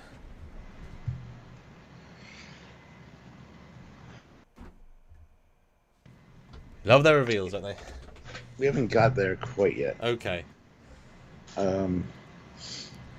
Yes, this is they're having the conversation about judging by the simulation. Borg genetic material doesn't propagate in the species past a certain point in the developmental cycle. Ah, yes. Which for humans is 25. I saw a comment earlier. It was like, but not all species. That's true. At the same rate. That's why she says for human beings is 25, which most of the crews are. Yeah, we've seen Trill and Joran, but they're humanoidy enough. But they're close enough. They'd be close at least. Yeah. Like something that's way off the charts, like yeah. Like I don't know, like a Gorn or something might be a different age altogether, but anyway. But I love the limitation. Otherwise, it was just insanity of power. So I love that. And 25, you know, I know the hierarchy goes off. There's more, in theory, there's more young people than old and old and old. But I kind of disagree with that logic because you would think there'd be more lieutenant juniors of the 25 to 40-year-olds. But think of the Dominion War and all the people that died in that. And like we said, Prodigy not that long ago with the entire fleet as well getting decimated. But we are post-Dominion War where that was 20 years ago. All the young people who were young then are now in their 40s. Yeah, that's true. So but then they've all Prodigy cycled out. Well, that was only 50 ships out of clearly got 100. I mean, you're going to have a large percentage of young people on the ship, but I wouldn't think you'd have, you know, all of them being 25 or under. But I do think that was very intentional, though, and you sort of noted it. There was mostly young officers, ensigns, cadets. That was very clear. And potentially there's a little thing they might say later that Changelings actively assigned a contingent of younger officers in every ship. That I could buy. Because we saw a lot of them, actually. General Grievous puts in $5 and says, actually, just glasses. In the Voyager episode Dreadnought, it was explained the quantum torpedoes on the Cardi ships are capable are compatible with Voyager's torpedo launchers. Yeah, but you got to remember, Voyager's torpedo launchers could also fire tri-cobalt torpedoes. Yes, they could. I don't think they could fire quantums. I'm not sure, but could be that Cardassian technology is different enough that it can still be fired from those launchers. Yeah, you just said Cardassian quantums. Therefore not Federation designs. Therefore not designed for the same launchers. So if they're smaller, just in any way. Because it's in the tech manual, like Doug wrote, it's like just wider. Like yes, yeah, and they do say that quantums can be fired, or photons can be fired out of quantum launchers, but not the other way around. Yeah, because you can't just get more advanced technology and weapons and slam them into the old torpedo launchers. I mean, it's not the best parallel, but you know, the Star Trek 6 tube is the width of the, like, there is no more space. You can't fit bigger torpedoes, but I think Doug said this in one of our videos. The idea being that the small torpedo can be held with like a gravity thing. Yeah. So you can't go bigger because it's not a physical space. But you can go smaller. Yep. Now that's not to say then that you wouldn't give all new ships quantum tubes. They can fire both. That's all good, but clearly they didn't do that. I mean, yeah. But I also like that quantums are hard to make. I mean, Yeah, even and they're just on the certain ships. even in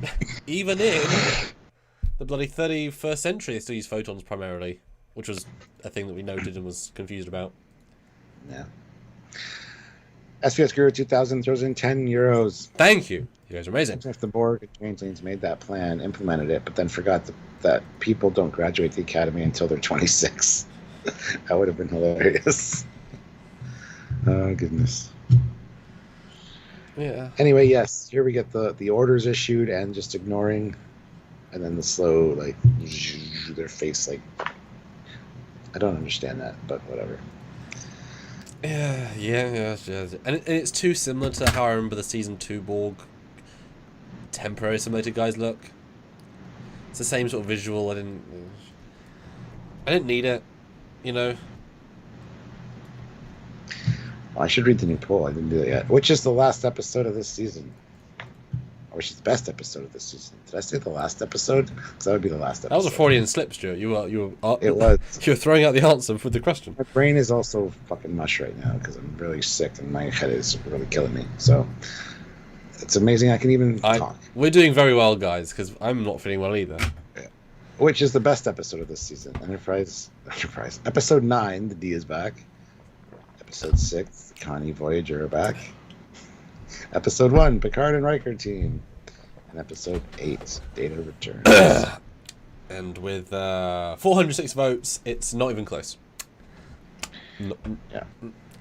Turns out the D beats the Connie by 406 votes already. Wow, we only have 403 people here. Yeah. General Grievous, $2. Ironic USS Sulu destroyed the Excelsior. Did it? No, I don't buy that. I have to look at that. But I do like Geordie's daughter being the We Are the Borg. That was nice. I like the Borg combined voice. A bit more bassy. Normally the We Are the Borg. It was more We Are the Borg. It was like We Are the Borg. Oh, it's lower in the register. But it's all good. And then we get Shelby shot twice. I hate that the new phasers, the color bolts show you what is. It's the blue for stun or red for kill. I hate that. Well, it's also that this thing is in theory up for kill because this part fires stun, this part fires kill, and they do shoot from this in the next scene. So separate kill. I hate that thing. Ugh. What I find funny though is that clearly these two CGI impacts were added after the fact because they were like, we should probably have her be shot. She doesn't react in any way. Ugh. She just sits down. I mean, I know you only get about 4 frames of it, but clearly they were like, we should really add something here.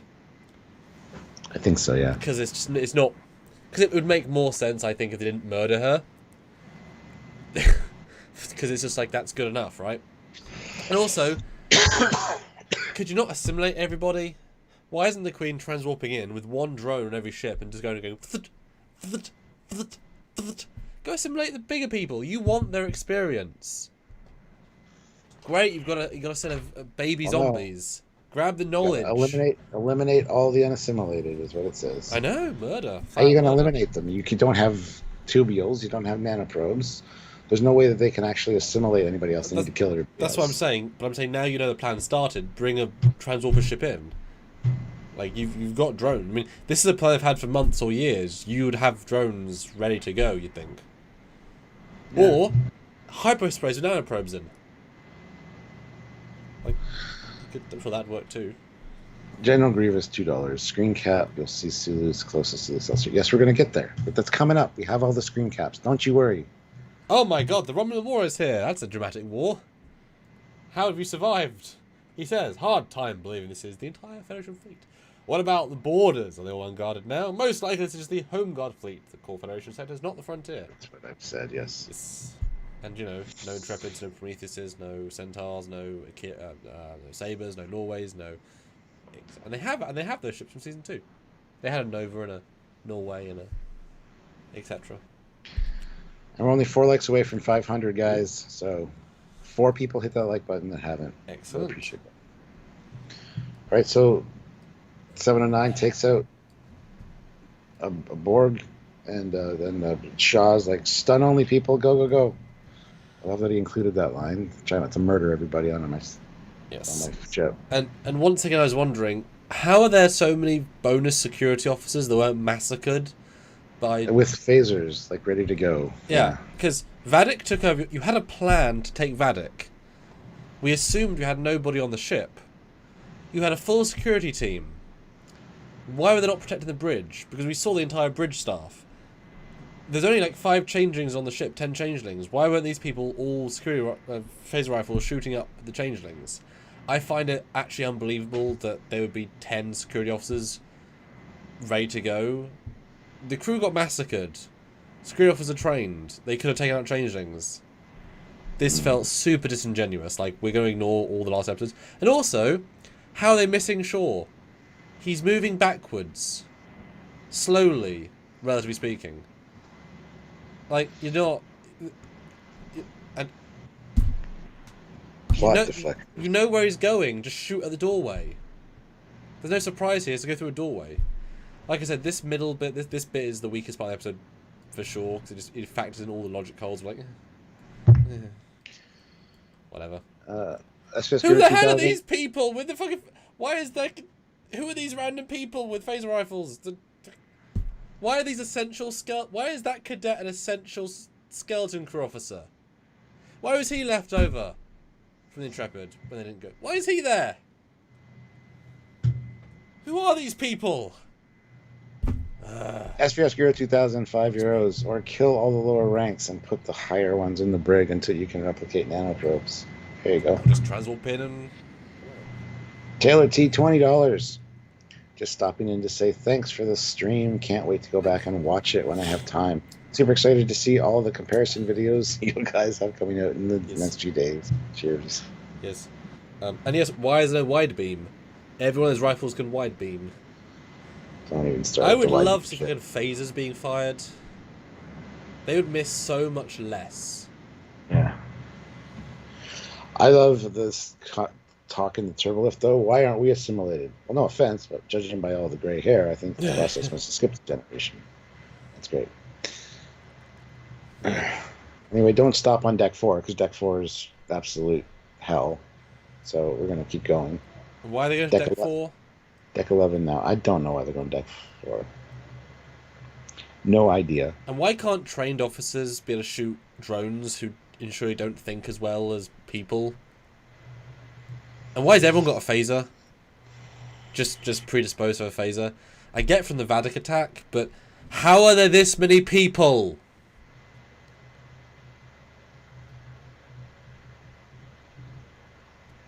Stop.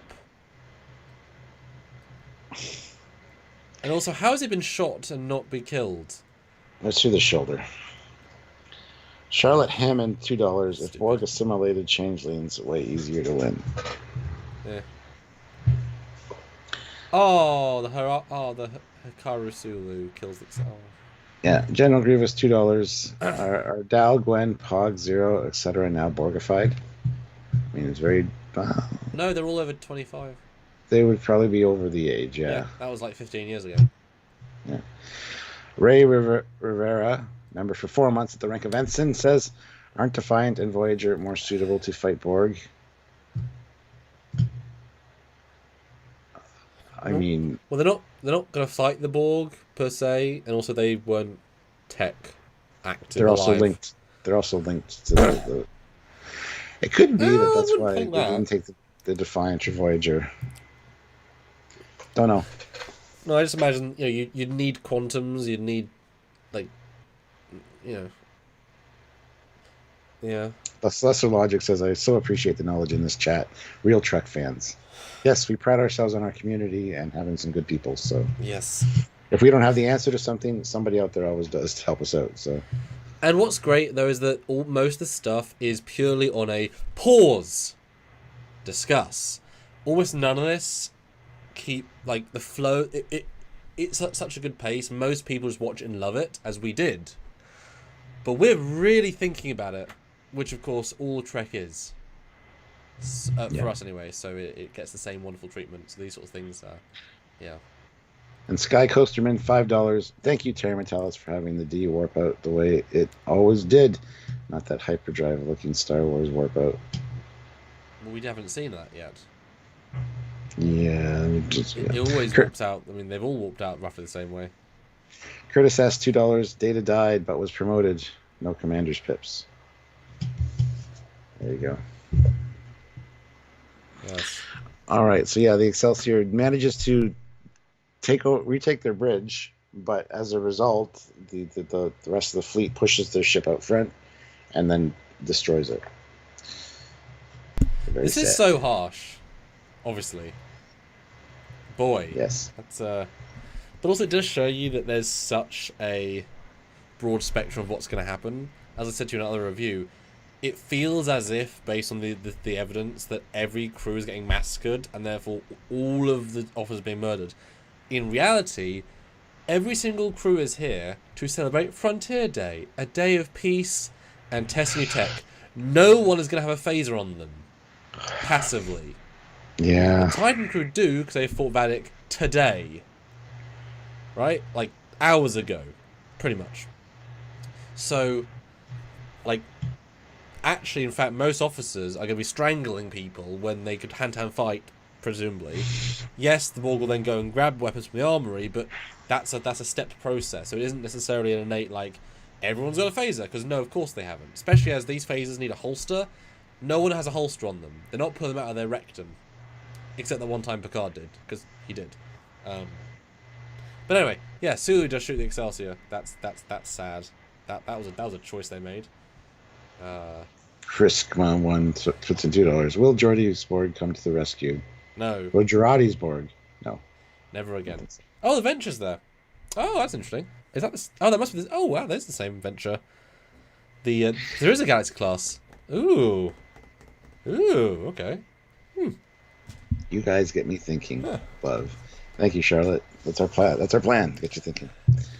Stephen W. Fathry, $5. The lack of lower decks and Prodigy ships makes me disappointed. I wish the show would give the animated shows some love since they reference Picard. Well, it would be nice to see a California class, I think is what he's saying. Or a Prodigy, like one of the protostars. Like, all these models exist. You could have asked the other teams. I would have given you them. It's all one company in theory. Now, this also tells us the scene that the Borg control the fleet and the people separately, because they don't say the crew is moving the ship. They say the ship's moving itself, right?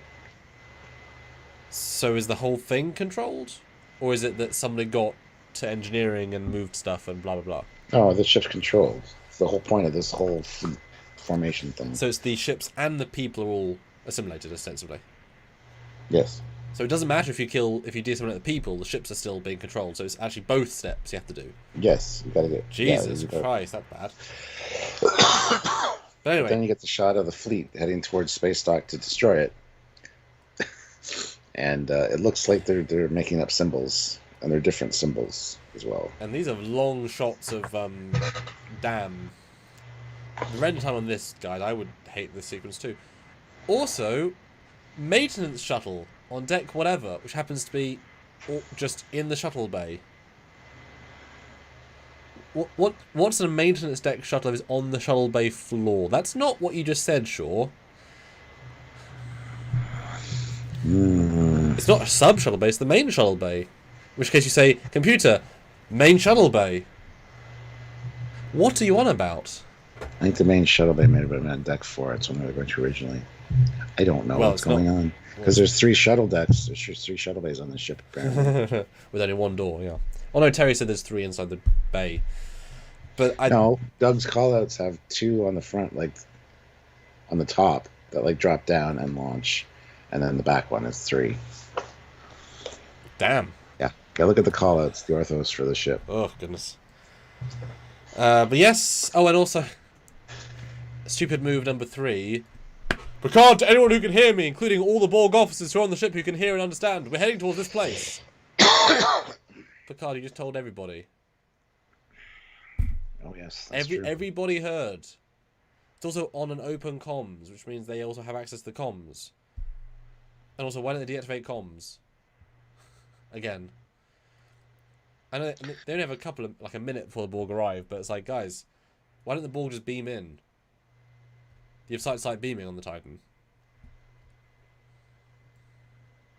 Yeah. We find out the shuttles don't connect to the new system, so they're all good. They're autonomous. And then Seven's like, the robot's right. I love Data's reaction to that. Thing is, she would say android. She wouldn't say robot. Yeah. That designer guy throws in $5. Can I just say, we don't give Star Trek Online enough credit for the ships we see in this series. Didn't they even fix the Inquiry class? Yes. They did. Yep. Yes. Yeah, no. Yeah, really good stuff. Really appreciate them. And I was also left wondering, since they know the shuttles aren't affected, why aren't all the officers going to all the shuttles and launching all the shuttles? Which officers on the Titan? Every officer on every ship. I mean, there's only so many... They might have put that together yet, and they also have to fight their way to the shuttle bays if they did know that. But there's only so many ensigns. I mean, what if you're a ship that has only like 20 under 25s and 480? I mean, you know, this is a skeleton crew. You can outnumber them. If you've got 600 people who aren't ensigns, who aren't 25, you can outnumber everyone else. It's not as if, you know, do you really think of the 1,000 people in the galaxy, most are under 25? No, of course not. They should, you know, they outnumber them, and then once you work it out, plus you have all the command codes being the captain. You can say computer lockout, computer access, close off the bridge. Now we're fine. Computer site transport officer, Derek to the shuttle bay. Okay, then like there are easy ways out in certain situations for certain ships. It's not quite as final as it has to be. Rowan Fay, remember for 8 months at the rank of lieutenant, says Jack had nightmares when he was 5. Borg not heard from for a decade.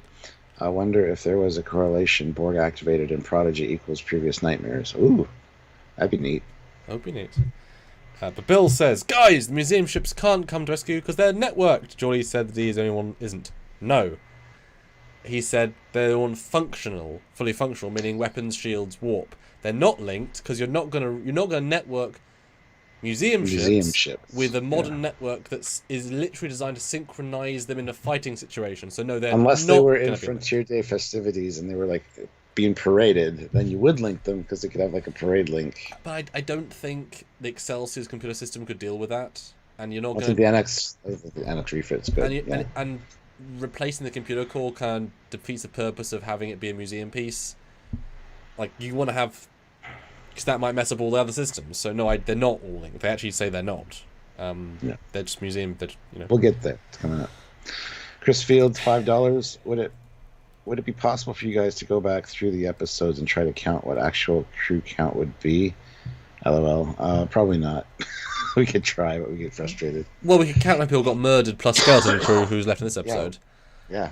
And also, if we do screen caps, we can see how many people get killed twice.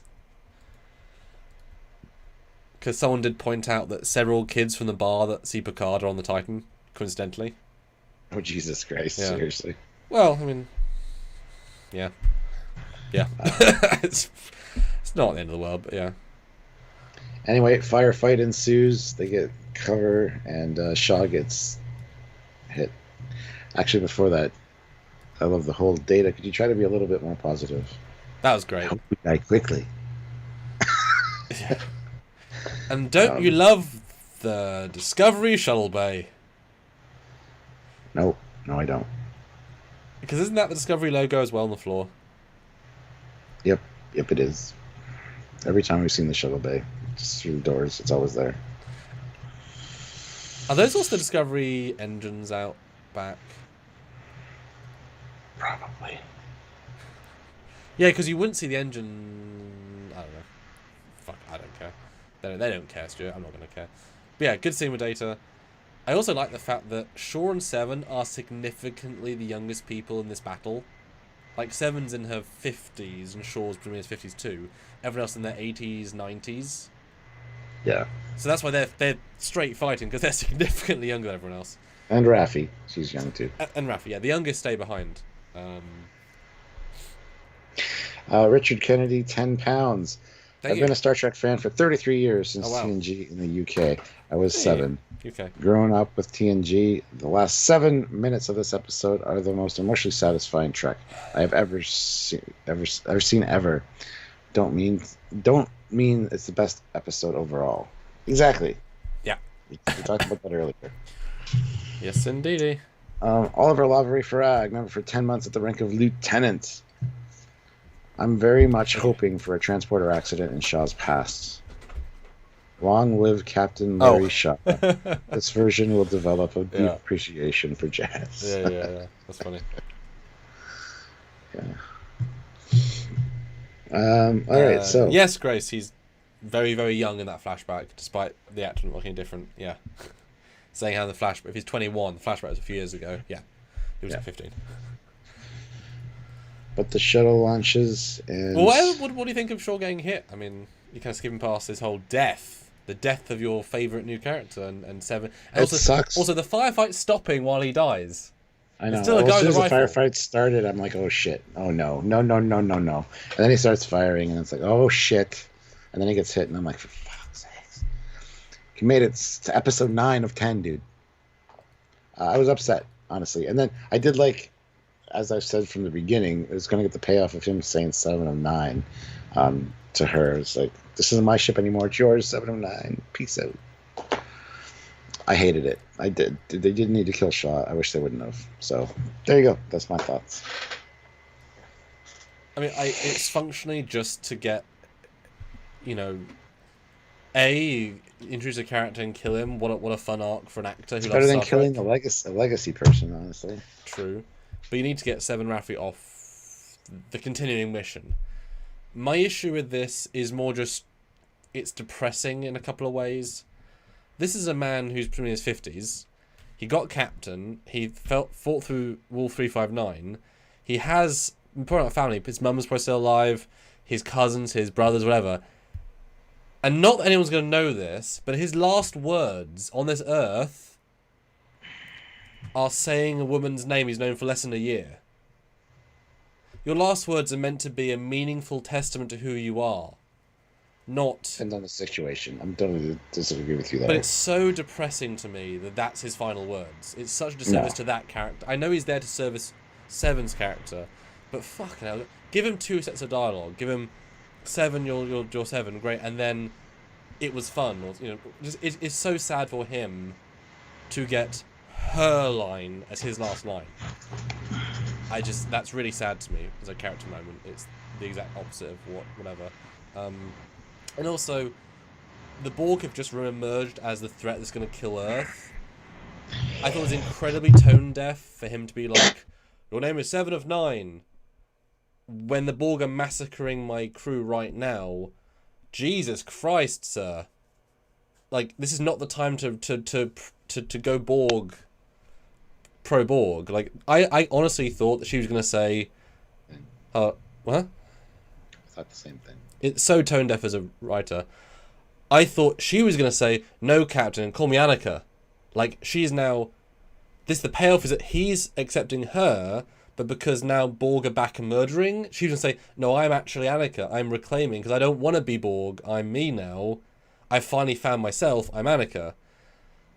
And not even calling her name, 7 of 9. It's even more Borg. It just felt so, like... People are getting assimilated all around you getting killed. This is so inappropriate as a... just felt really kind of weird and gross. Yeah, it's just... Well, Kit 10K PayPal us another $50. Ah! So since you guys feel like shit, I PayPal'd $50 to help you guys feel better. Thanks. Yeah. Yeah. No, I get it, Andrew, but that's a sad... I explain my rationale, it's... And Gmon, no, Kirk's all on purpose, because he's seeing the universe through the eyes of death. It's fine. Yeah, he's like, oh my, a whole new world, like a whole new thing to explore. He explains this. It's great. Yeah, you can just see it in his eyes, like he's... Yeah. Anyway. Richard Kennedy, member for 38 months at the rank of ensign. Also, this is the most Picard that Patrick has been. Oh, absolutely. Hands down. Oh, everybody's on point. I didn't for a second visualize anybody except the characters. Mr. Stafford, $2. I think I've watched the last 10 minutes 30 times now. Damn. Sam, the poll, we hit 487 votes. Wow. Well, let's get to 500, and I'll do a new poll. That's incredible. But anyway, Short Dies, it is legitimately sad. Raffi and Seven are out of the episode. I'm assuming they're going to retake the Titan, and they'll save the day as well, but we'll see. Great shot of the fleet, although the Enterprise crew are have already warped away, so they're looking at warp, I guess. I'm not sure what they're looking at, because the shuttle does warp away in the shot. Yeah. Doesn't matter. An alien is in Looking at charge. the sensor readings of the battle. Yeah. And then instantly, they're at this place. Beautiful shot of it coming in. But Well, the trip was so short, Picard didn't have time to ask where they're going, Geordie. Because that would have been the first question. That's just Geordie, where are we going? conceit of storytelling. It happens all the time in everything. You're on a fucking car trip with somebody and you don't ask the question until you get there. It happens all the time, man. I know, but it plays silly again. It does. But before they do that, they say eliminate space dock and eliminate planetary defenses. God. They're at Earth. They're going to start annihilating Earth, man. That's pretty rough. That got me so... I like space dock. But boy, they saved like thousands of dollars by not showing every ship firing weapons. That would have been a nightmare shot. Yeah. Amazing, but I hope they don't kill space dock. I like space dock. Ray Rivera, $10. Wait, so Agnes is the new Borg queen, right? No, she is a Borg queen of the new Borg cooperative. So she came up with this big plot to destroy Starfleet. No. By the way, we haven't seen the queen's face yet, have we? No, we have not. But it's not Agnes. They've made a point of saying that in season 2. That's a different Borg. It's an alternate. Everything, yes. Yes. So, no, this is not her plan. And they stayed hidden. That's why they never affected canon. Yeah. Matt Boardman, $10. But 709 is who she is. That's who she was when she found herself on Voyager and who she is when she reclaimed her identity from the Borg. Indeed. It just feels weird to keep the slave name. It would have been a nice moment for her, for Shaw and her to be like, no, I see what he's saying there.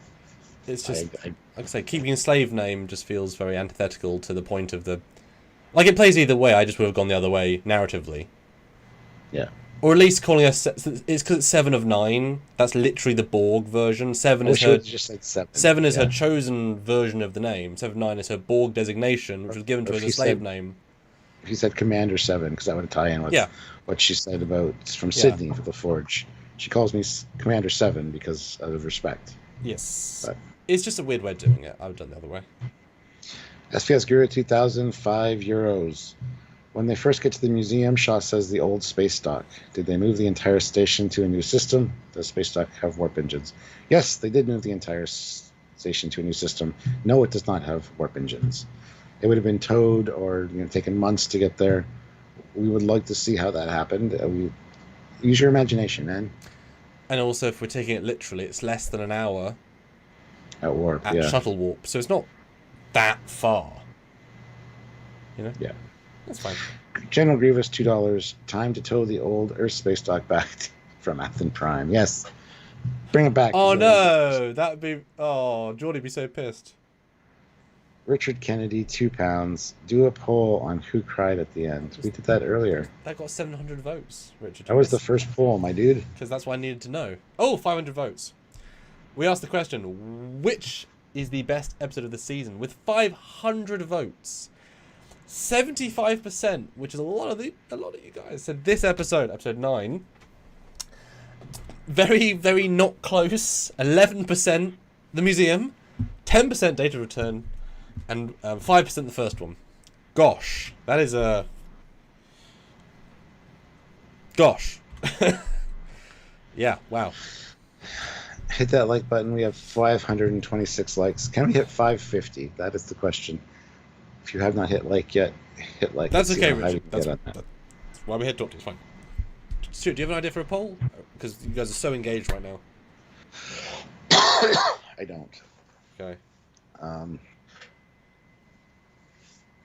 Yeah, I don't know. SPS Guru 2000, €5. Well, technically, her full Borg name includes Tertiary Agent of Unimatrix 01. So 709 is actually already shortened. It's true. You're absolutely right. We don't need a poll for the closeout. We always forget to end the last poll anyway. Oh. Okay. Unless you think of something while we're talking, but just don't focus on it too much. But so they get the museum. You get the great dialogue of, I was going to save this for a surprise, like waiting until Picard isn't 100 isn't long enough, because he's like 96. How much longer are you going to wait, Geordie? Jesus. For his 100th birthday. Hopefully he makes it. He only died once, Stuart. He won't die again.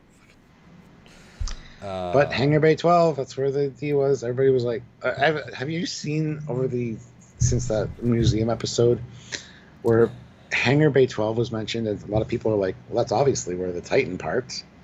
That was the empty. That was Hangar Bay 12. Oh yeah, I've heard that a few times, and it makes me so mad. I'm like, no, clearly it's not.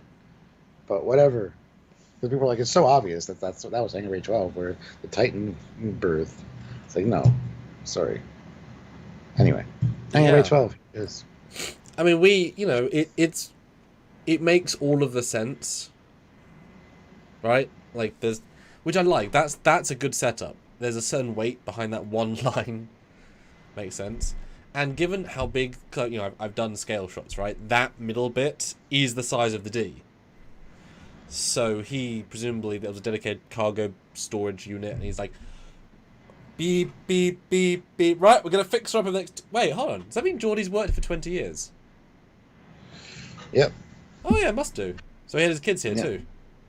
Yeah. And if you look at the interior shot, it does look like it's like that's all that's fit in there. So yeah, that just occurred to me. Huh. Anyway, but yeah, you get a famous cast shot. Everybody's there. You get Patrick. You get a uber classic lights turning on. Holy shit! Is it really? And even though we knew, it's still cool. This is one thing I hate. Okay. Where he says. Wow, positive. Something I hate. Okay, good. Yeah. Where Picard's like, but how? Really? You haven't been paying attention? Geordi has to explain, well, this is for the audience. The good old prime directive. Because it couldn't be left on the planet to influence the system in the future. Really? It says so on the fucking things behind you in Season 2, which you're Commandant of Starfleet. These are on display, that the Enterprise D saucer was restored, retrieved off Miranda 3 or whatever. Viridian 3, sorry. And then, yes, you didn't know this as an admiral and as your former ship? That's so fucking stupid. I'm sorry. Well, okay. Hold on. He obviously didn't know it in Nemesis because he would have known it for 20 years. After Nemesis, he became an admiral straight away because we have lower decks. After that, he helped the Romulan stuff pretty quickly. Then he left Starfleet, and he's only been commandant for 1 year. So we don't know when it happened. Maybe Geordie asked for... Bullshit. I agree with you, but he's been out of the loop for 15 years. I guess it's 20 years. No, okay. That's just stupid. Okay. I'm sorry. But the thing is, if this was recovered after Generations, where was the sort? Well, I guess here. But Geordie wasn't in charge, so was the saucer trashed for 15 years before Geordie became head of the museum and decided, F it, I'm going to restore it. But the Saratoga was restored without him, so why wouldn't the previous owner of the museum restore it? Too much thought. Yeah, Dave, it's in £2. Just please don't let Deanna take the helm. Exactly. Patrick throws in $11. Loves seeing the 1701D, and even more, that is a bigger hangar door. Also wish you both get well soon. Thank you, Patrick. Thank you. Yeah, it's not the standard square door. It's like a elongated door. I don't know that. Yep. T. Louise Allen, $10. Please feel better, Captain and Commander. We need you to live long and prosper. No one gets as in depth. Yeah. We have to live. It's just Jason. Paul D, $5. Oh, sorry. You finish. Go ahead. Oh, Baldy, $5. Elcars in the credits show Voyager and Defiant around new space dock. Thoughts? We'll see.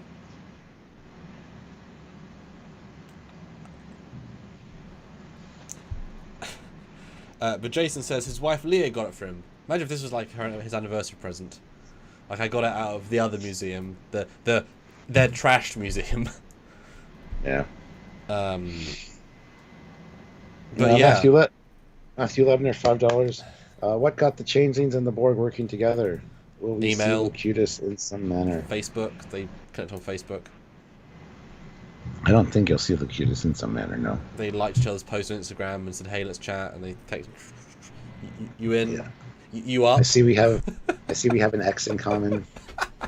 Let's destroy them. You wanna doomsday plan and chill? Yeah. Anyway, Captain Casey Stewart, you're right. Oh. This looks like a matte painting. It does. I mean, I love the texturing. It's not. I mean, it was never going to be that garbage painting of the Voyager. Like that was just terrible. The texturing. This is lovely texturing.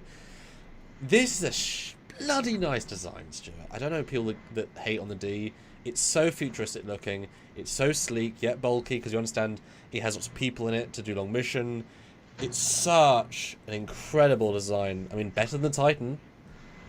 I mean, and we'll get into that in a minute, but it's such a good design. Jesus. Yeah. Yeah. SGS Guru, though, €5. Perhaps the previous museum director was consent, just keeping this, or consent, or, oh my god. That's not the right word you have typed there. Was just content, there we go, with keeping the sauce as it is. Yeah. Only Geordi decided to add the star drive section. Yes. Yep. And we get explanation. The engines and the cells are from the USS Syracuse. Great. I like it.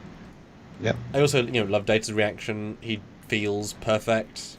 Yep. All their reactions are great, including the famous Worf moment. Yeah, and obviously we can't use the Enterprise E. Obviously. That was not my fault. What a great characterful moment. Yeah. Stuart. Behind Worf is a Type 14 shuttlecraft. Ooh. Yeah, I see that. I was just really looking at that as you said it. There we go. Yay! Now we know. That's cool. But Geordi says there's still a ton of hull work yet to do, and the port nacelle cover is a nightmare. So it's not 100%, just for the record. And Riker's like, "Shush, it's perfect." It's like 20. It looks Geordi. It's pretty good. 20 years. You've done a good job. Don't. But that's so Geordi, isn't it? It's like, yeah, but I didn't get a squeak out of deck 3. The toilet on deck 6 won't flush. Like, it's not perfect. I haven't paid your quarters yet, Captain. Also, did you notice they keep calling him Captain this episode?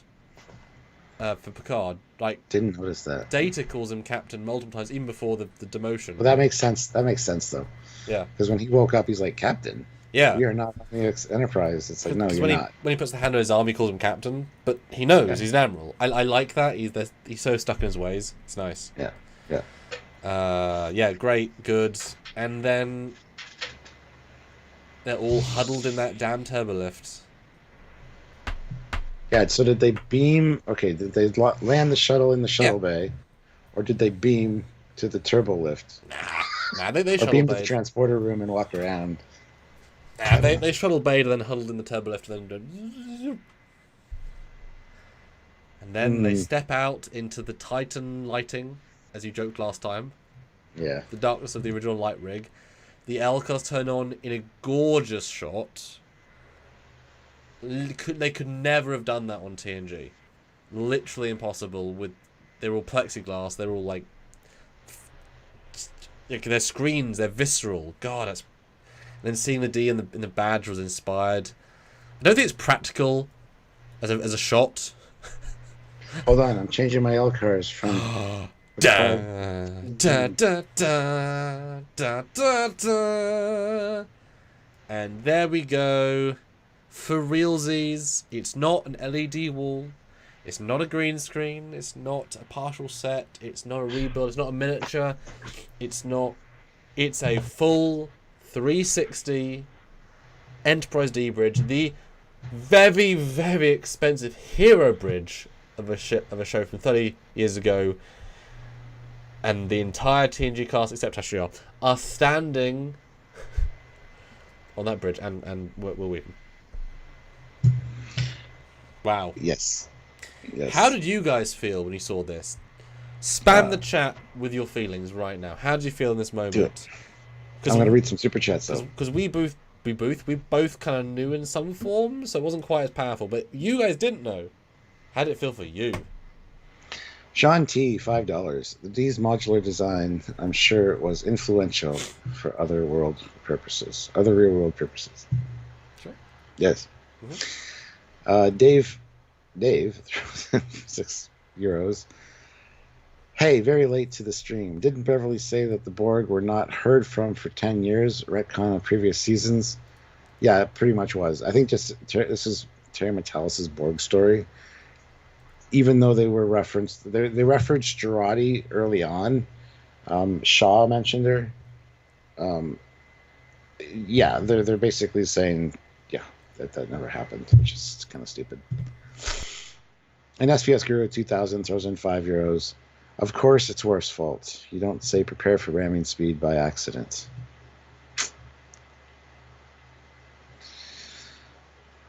So, ugly tears, pure joy, lost my mind, teary eyes, needed tissues, fell on the floor crying.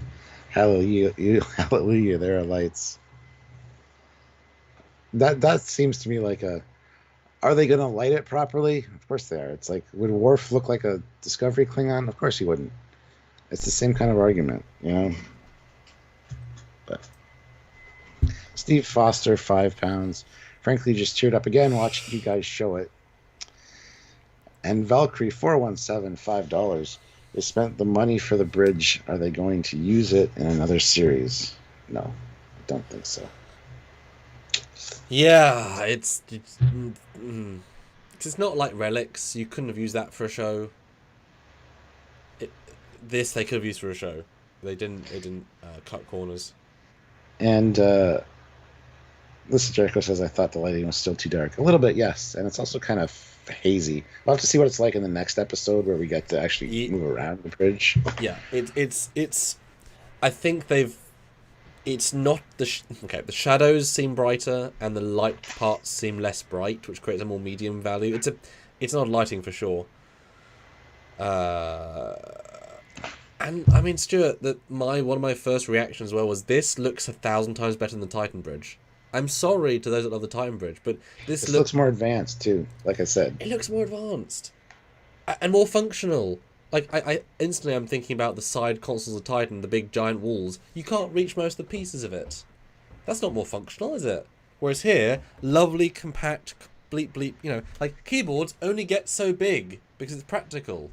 I don't need an entire desk of keyboard, right? This is so well designed. It looks so much more sleek and efficient and practical and productive and comfortable and nice and bright and light and efficient. Jesus Christ, this is built in the 80s. Everything's better from the 80s. Well, okay. I love the fact that this pan of the view screen looks like CG. It looks more advanced because of the carpet. Yes, Sebastian, exactly. And they say it. Carpet better. We know. Confirmed. Picard thinks so. It's funny because Picard lived in the Stargazer era without carpet. And he still thinks that was his young career. Anyway. But yeah, this shot of the bridge looks like a render. It's so, like, something about it. And then Picard, that shot of him looks like he's on a green screen. It's so, like, weirdly out of focus. That's because they're using really crisp lenses. Because in the olden day, the cameras were a certain size. The amount of light had to be on the frame. Now, the amount of depth of field, oh my god, on these shots. This is what I would do. And it looks so... A lot of shots look so cinematic and so weird, because you've never seen the bridge this way. It's great. Oh, look at that. Yeah. Oh my god. Well, Kit 10K throws in $20 in PayPal and says, when the Enterprise D was about to warp out at the end of the episode, I thought if she could talk, she would have said, hang on, Earth, me and my family are coming to save you. Let's see, we got some super chats here. Eric Martin, $5.50. Brought tears to my eyes, but maybe that was the bright bridge lights, lol. Alex A, $5. No one did sci-fi design like Probert. Every beat was perfect. Beverly is way out of the Starfleet loop, remember. Girardi incident might be top secret. I doubt it with how many ships were there. And T. Louise Allen, $5. My heart swelled.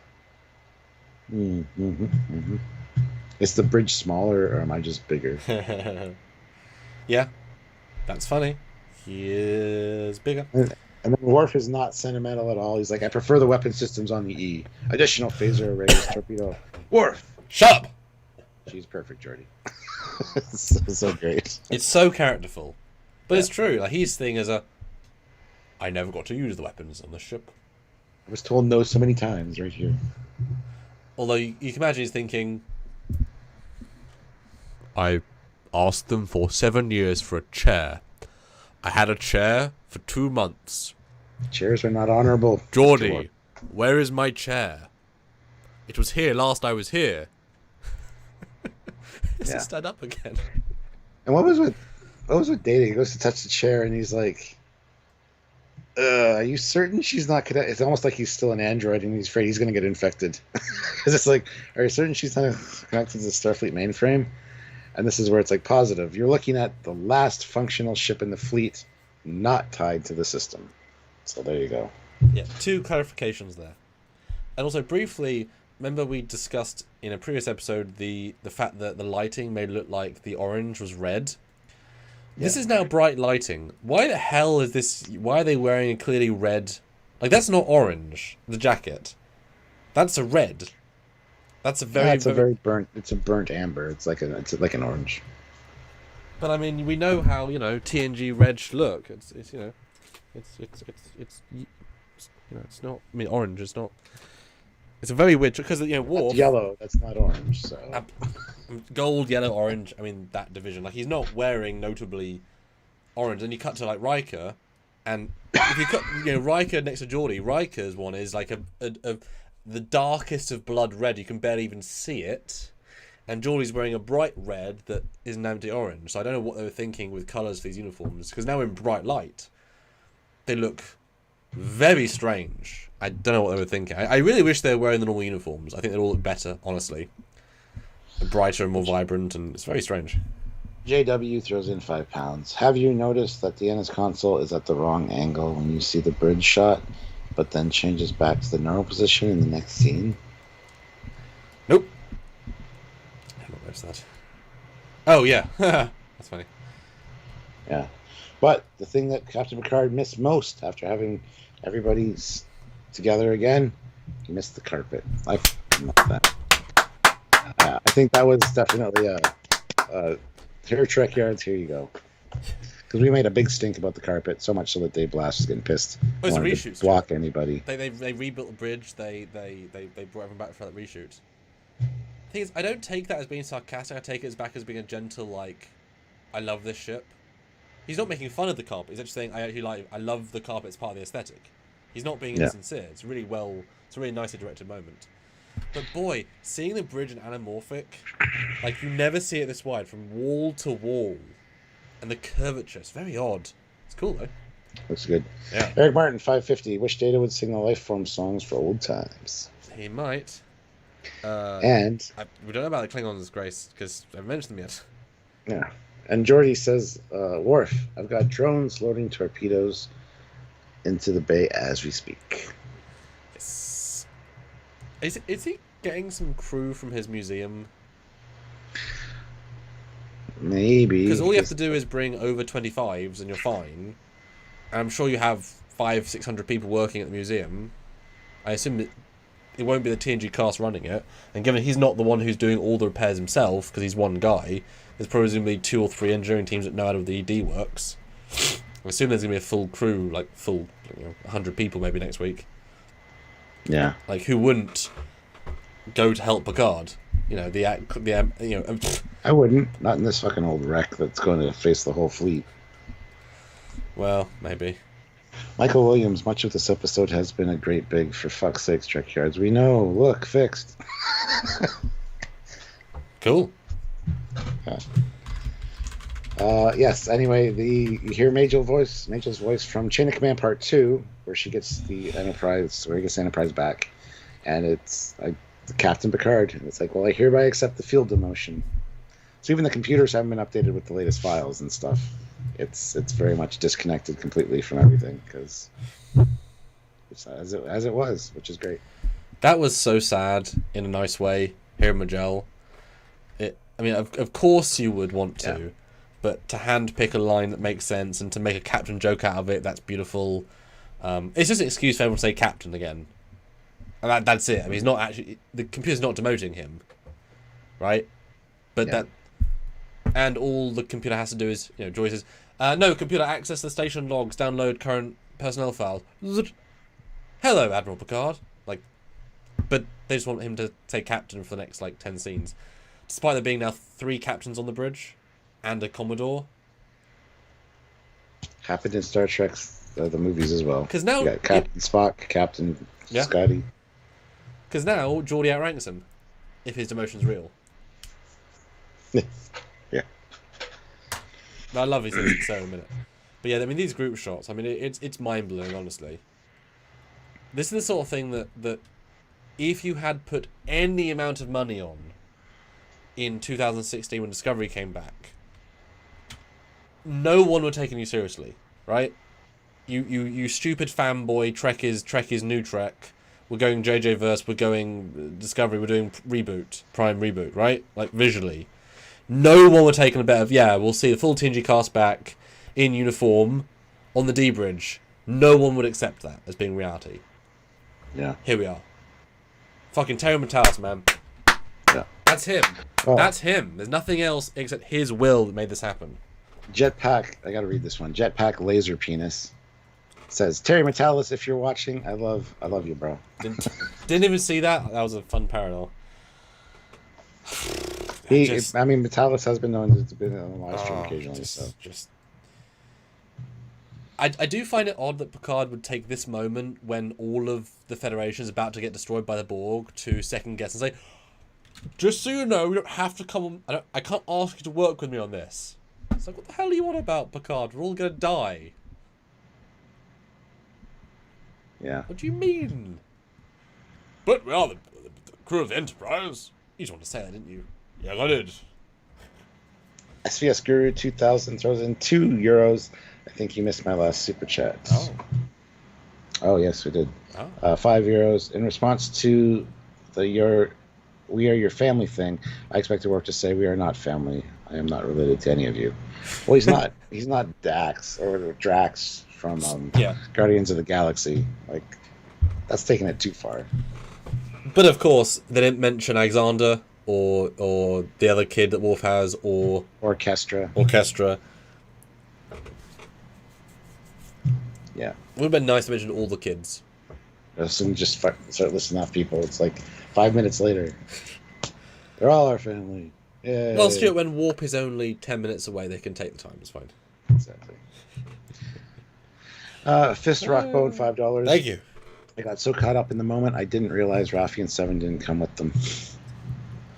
They would have been out of place here. That's why they're not here. So as I said to you earlier, this is great because of what it is. If you suddenly cut to Raffi saying a line that Beverly could have said, it's shut up, Raffi. It's just you're wasting line. This is the last time we're ever going to get these actors on this soundstage. Not to sound morbid, any of them could get hit by a bus tomorrow, right? Not even old age, just something. The Babylon 5 cast, half of them have gone from various illnesses, and yet we have the entire TNG cast still on the bridge. This is beyond a gift, and so, give them every fucking second of this, right? Hopefully they did next week. All right. Just General Grievous, $5. Thank Keep you. in mind that D's computer wasn't connected to the system, so Picard's last rank was captain. If the D's computer connected, it would be infected. Exactly. That wasn't connected to the new network system. It would have been connected to the station system, so Geordi can monitor it. Yeah. Mark Lawrence, member for 38 months at the rank of Federation Council. Such a long time. The group photo that Star Wars fans were denied. Oh yes. Oh God. And they rebuilt the Millennium Falcon. Everybody in the cockpit of the Millennium Falcon, yeah. Oh man, that's sad. Maybe Terry thought that. Like, Carrie died. Star Wars forever lost that. I'm doing it. I'm fucking whatever happened, I'm doing it. Maybe. Curtis S, $5. Lacar's panels are amazing. Hoping for more animations. Never noticed fabric weave on chairs. Yeah. Assumed it was leather. I'd say 10 for the end, 9 for the episode. Jason Odd, $5. Data is ordered to set course for Earth, though LaForge is actually at the helm. Small nitpick, easily explained, LOL. Like Scotty rigged it in the search for Spock. Well, in fairness, LaForge hasn't piloted a ship in like 38 years. Data will not forget how to pilot a ship. Just saying, because LaForge hasn't been a pilot since season 2. Well, so anyway, they fire things up, and they... Well, no, stations, please. You actually get the moment that all of them go to their legacy places. Except Beverly just stands there, the tricorder. And she's the one that says everything's going on. It's like, how do you know? A little tricorder? Turn the fucking flashing lights on. Sorry. Then it turns on. Looks goddamn beautiful. Really freaking beautiful. Leaves the bay. We get a nice shot of the NX-01 refit in the distance as well. Oh, yes. And everyone's in their places, Stuart. And all the depth of field is crazy good. Oh, these shots. These shots. Every shot is gold.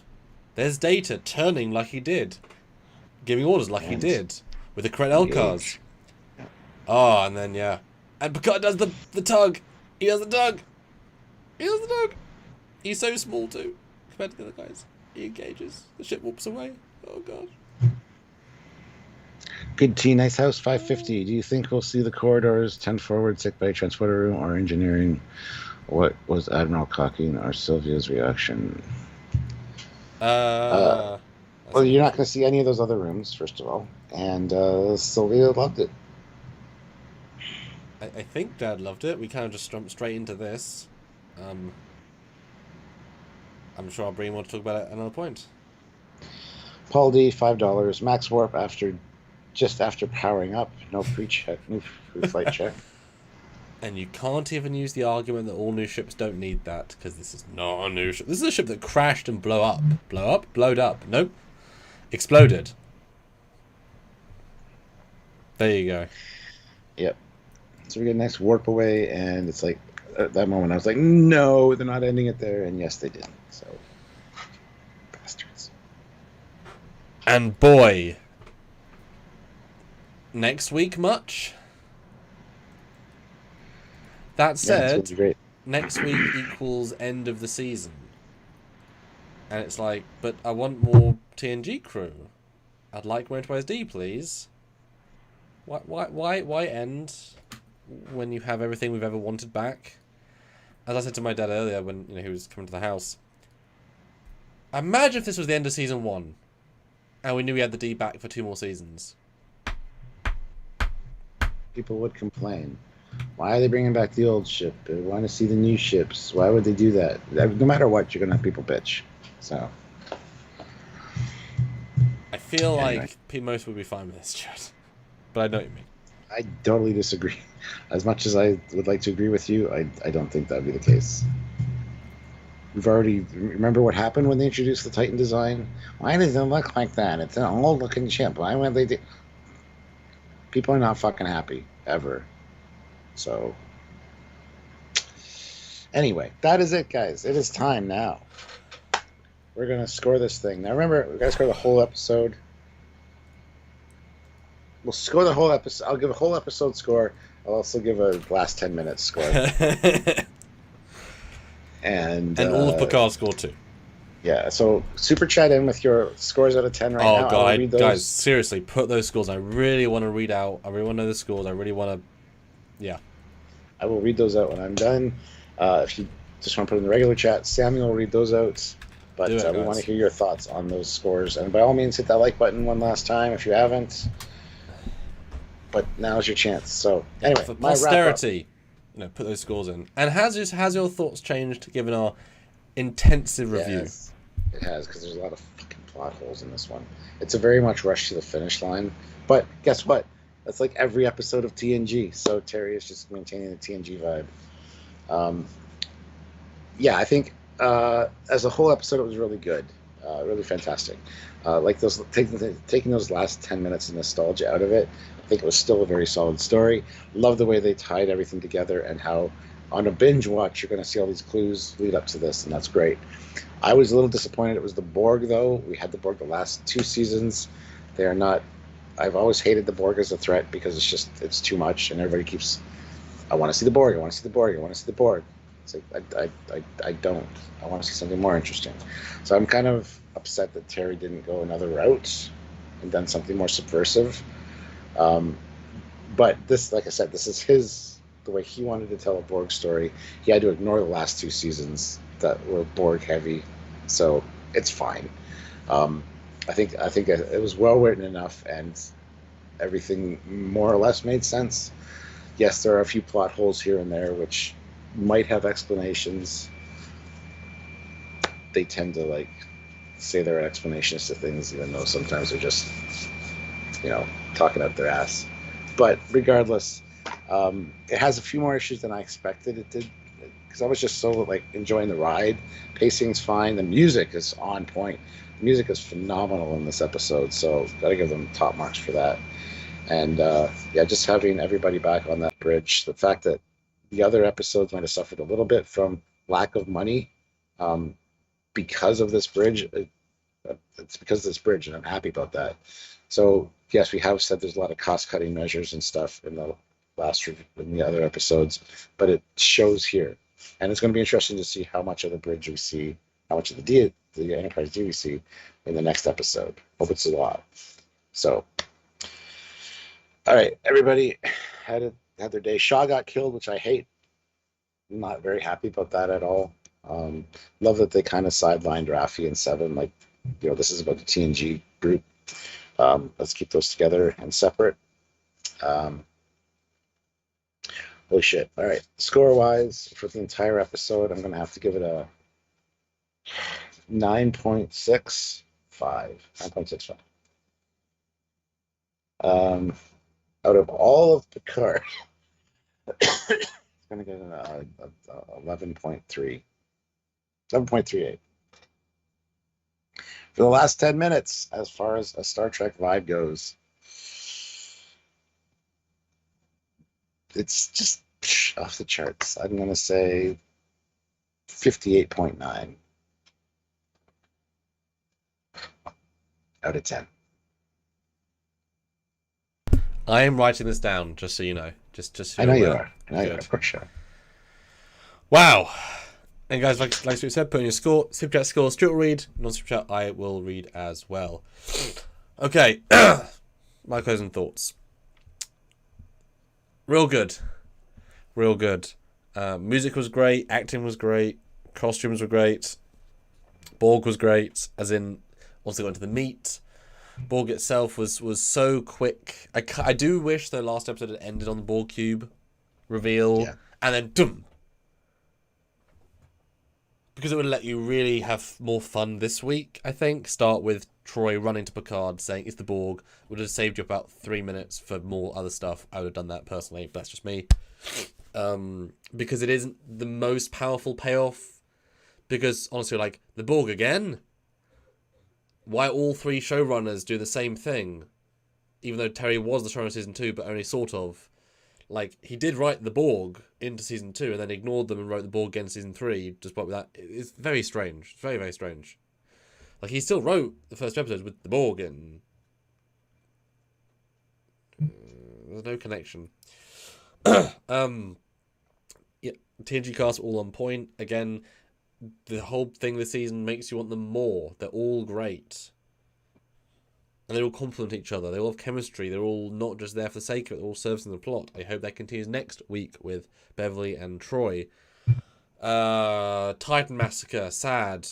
Fleet Massacre, sad. It's a lot of big themes. A lot of big ambition. Enterprise F, big fleet. A lot of stuff that you would not, again, like Discovery, I joked earlier, you would not have ever have convinced anybody that you would have got everything in this episode into an episode in 2016. Shelby, 7 of 9, Enterprise F, From Stows, New Space Dock, Old Space Dock, NX Refit, Enterprise D, Enterprise D Bridge, all TNG card. None of that. Right? It's unbelievable stuff. So that's amazing, right? That is absolutely amazing.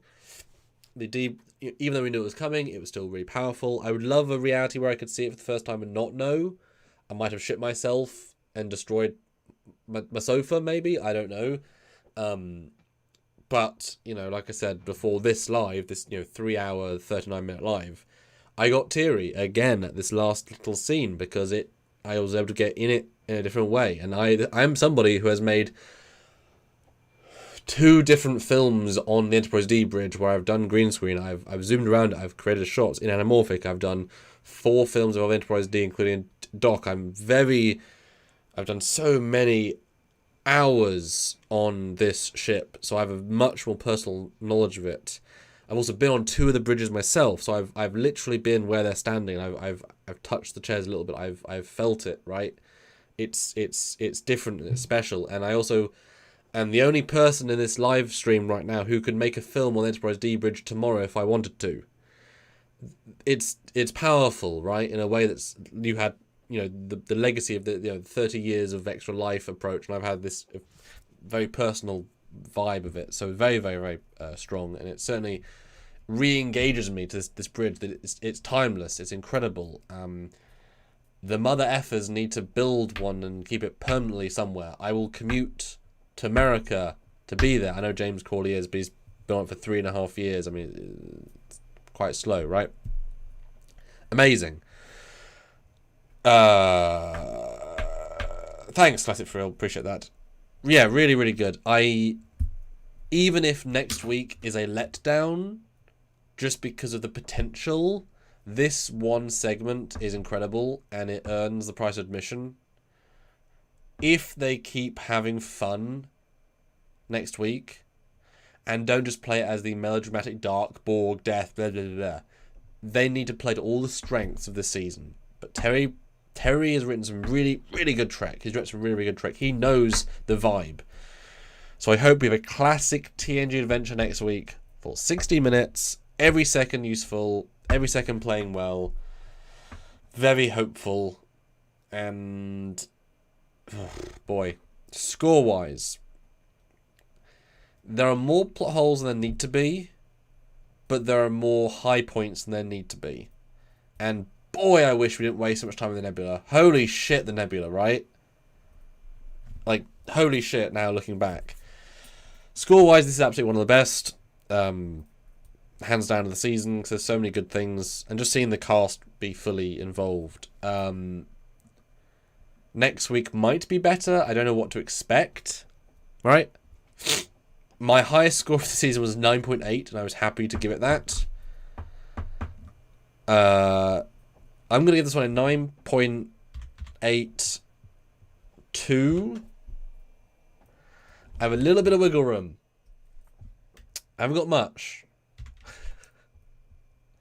I'm higher score than you. All of Picard, I mean, it's still a 9.99, but I add one more 9.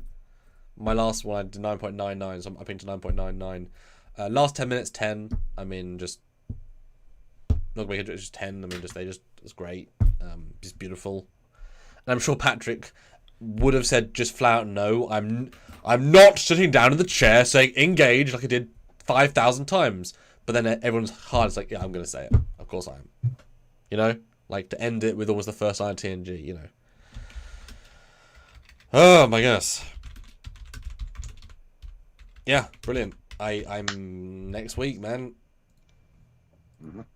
We'll be there for it. We'll be there for it. Please, guys, if this happens next week, this energy with you all sharing this, I mean, this has been experienced, Stuart, and we're both ill, and you guys are keeping us alive. I don't think I'm exaggerating, Stuart. We both were thinking, damn, can we do even 2 hours, let alone 4? That's because of you all. Yeah. You all were here to give us this energy.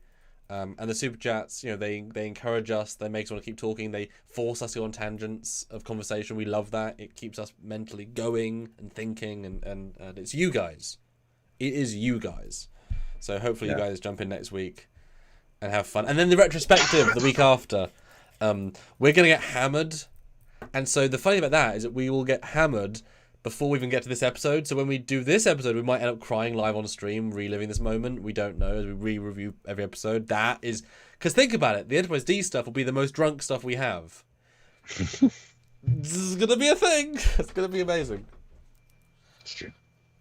All right, let's get to the Super Chat scores. Patrick, member for 1 month at the rank of Lieutenant, says entire episode a 9 out of 10. In the last 10 minutes, a 10 out of 10. Boom. Moorcat 6, $2, 8.5 out of 10. Last 10 minutes, a 10 out of 10. The Dark Lord Revan, $5. Thank you. Remember, bridges are always coming back from the dead. Yes. Good Tea, Nice House, $5.50. I guess we can't answer this until next week, but if season 3 was the 8th season of TNG, where would it rank out of all the other seasons? Well, it's more like a movie, though. It's not really like a season.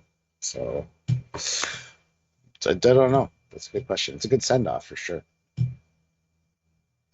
Alex A. Sorry, I just wanted to read there for a second. Good Tea, Nice House, $5. The season would still only be like 4th. I mean, you can't compare 26 stories with 10 smash hits. Sorry. Like, yes, Enterprise is still much better than this episode. I'm sorry. Like, that benefits from better storytelling. This benefits from nostalgia. Measure of Man, still better, right? Those aren't comparable. There's still better stories, better told, better film. This is great for other reasons. Sorry. In my opinion. Alex A, $2. Last episode better be 70 to 90 minutes we'd watch. Well, it's not going to be that much. Oh, and also, boy, I loved hearing the generations. Da, da, da, da, as they walk on. That's the last thing we heard on the D Bridge. And we come back with it. Because I just had that score made for my film. So I was like, yes! Sorry. Mr. Stefford, $5. I have also stood on the bridge of the Enterprise D at Star Trek Experience. I rode that ride so many times before they started putting limits. Oh, damn, really? Do know that.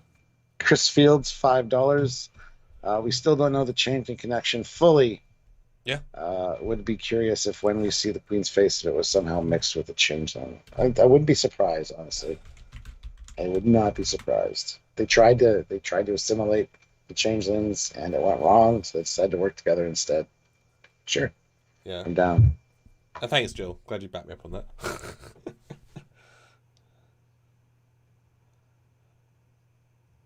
Yeah, is that the scores? That's it.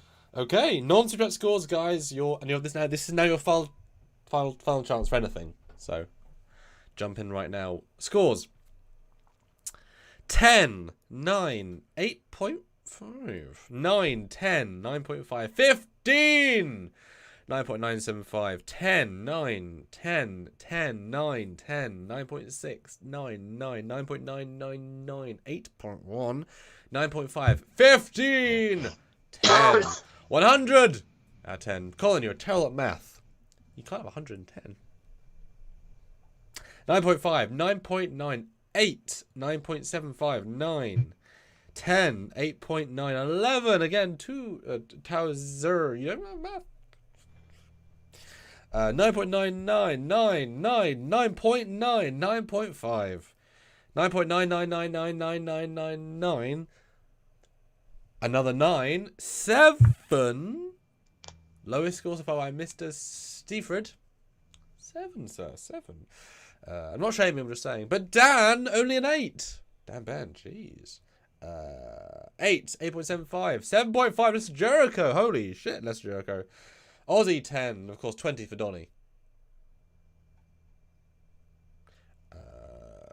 9.7, 8.5 from X-Star again. Lower as well. Kit and everyone 9. Last 2 minutes were 1 million out of 10. Hey, Kit gets it. Kit gets the exception. 9.5, 9.3 from John Grievous. 9.95 from the Good Tea Nice House. 9, 8.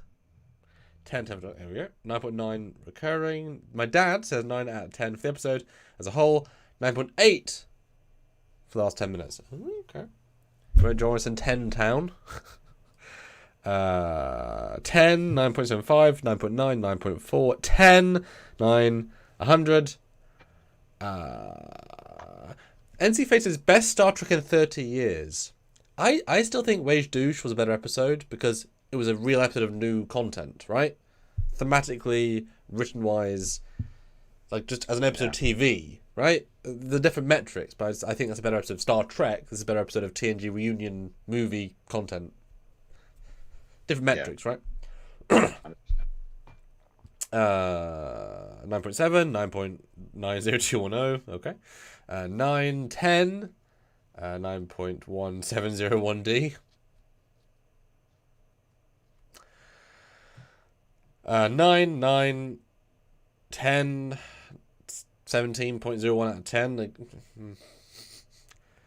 And many more 9s. 20 out of 10 from us. Yeah. And I asked the poll, are you going to join us next week for our review of episode 10 live? 90% say yes. Fantastic. Out of 300 people. We'll probably be feeling better then, too. Better hope so, because that's going to be insane. We look forward to seeing you for that. And Alex A, $2, forgot my score, 9.9 out of 10. Next week, longer episode. Better be. Better be. Whew. All right.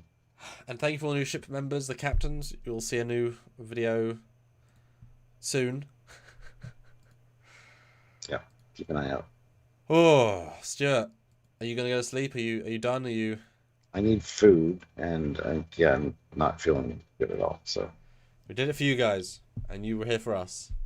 So thank you so much. Please join in for other videos. Yeah. Have fun, have a great weekend. Join us for our first reaction. Believe me, we haven't said everything. We hold back on the details.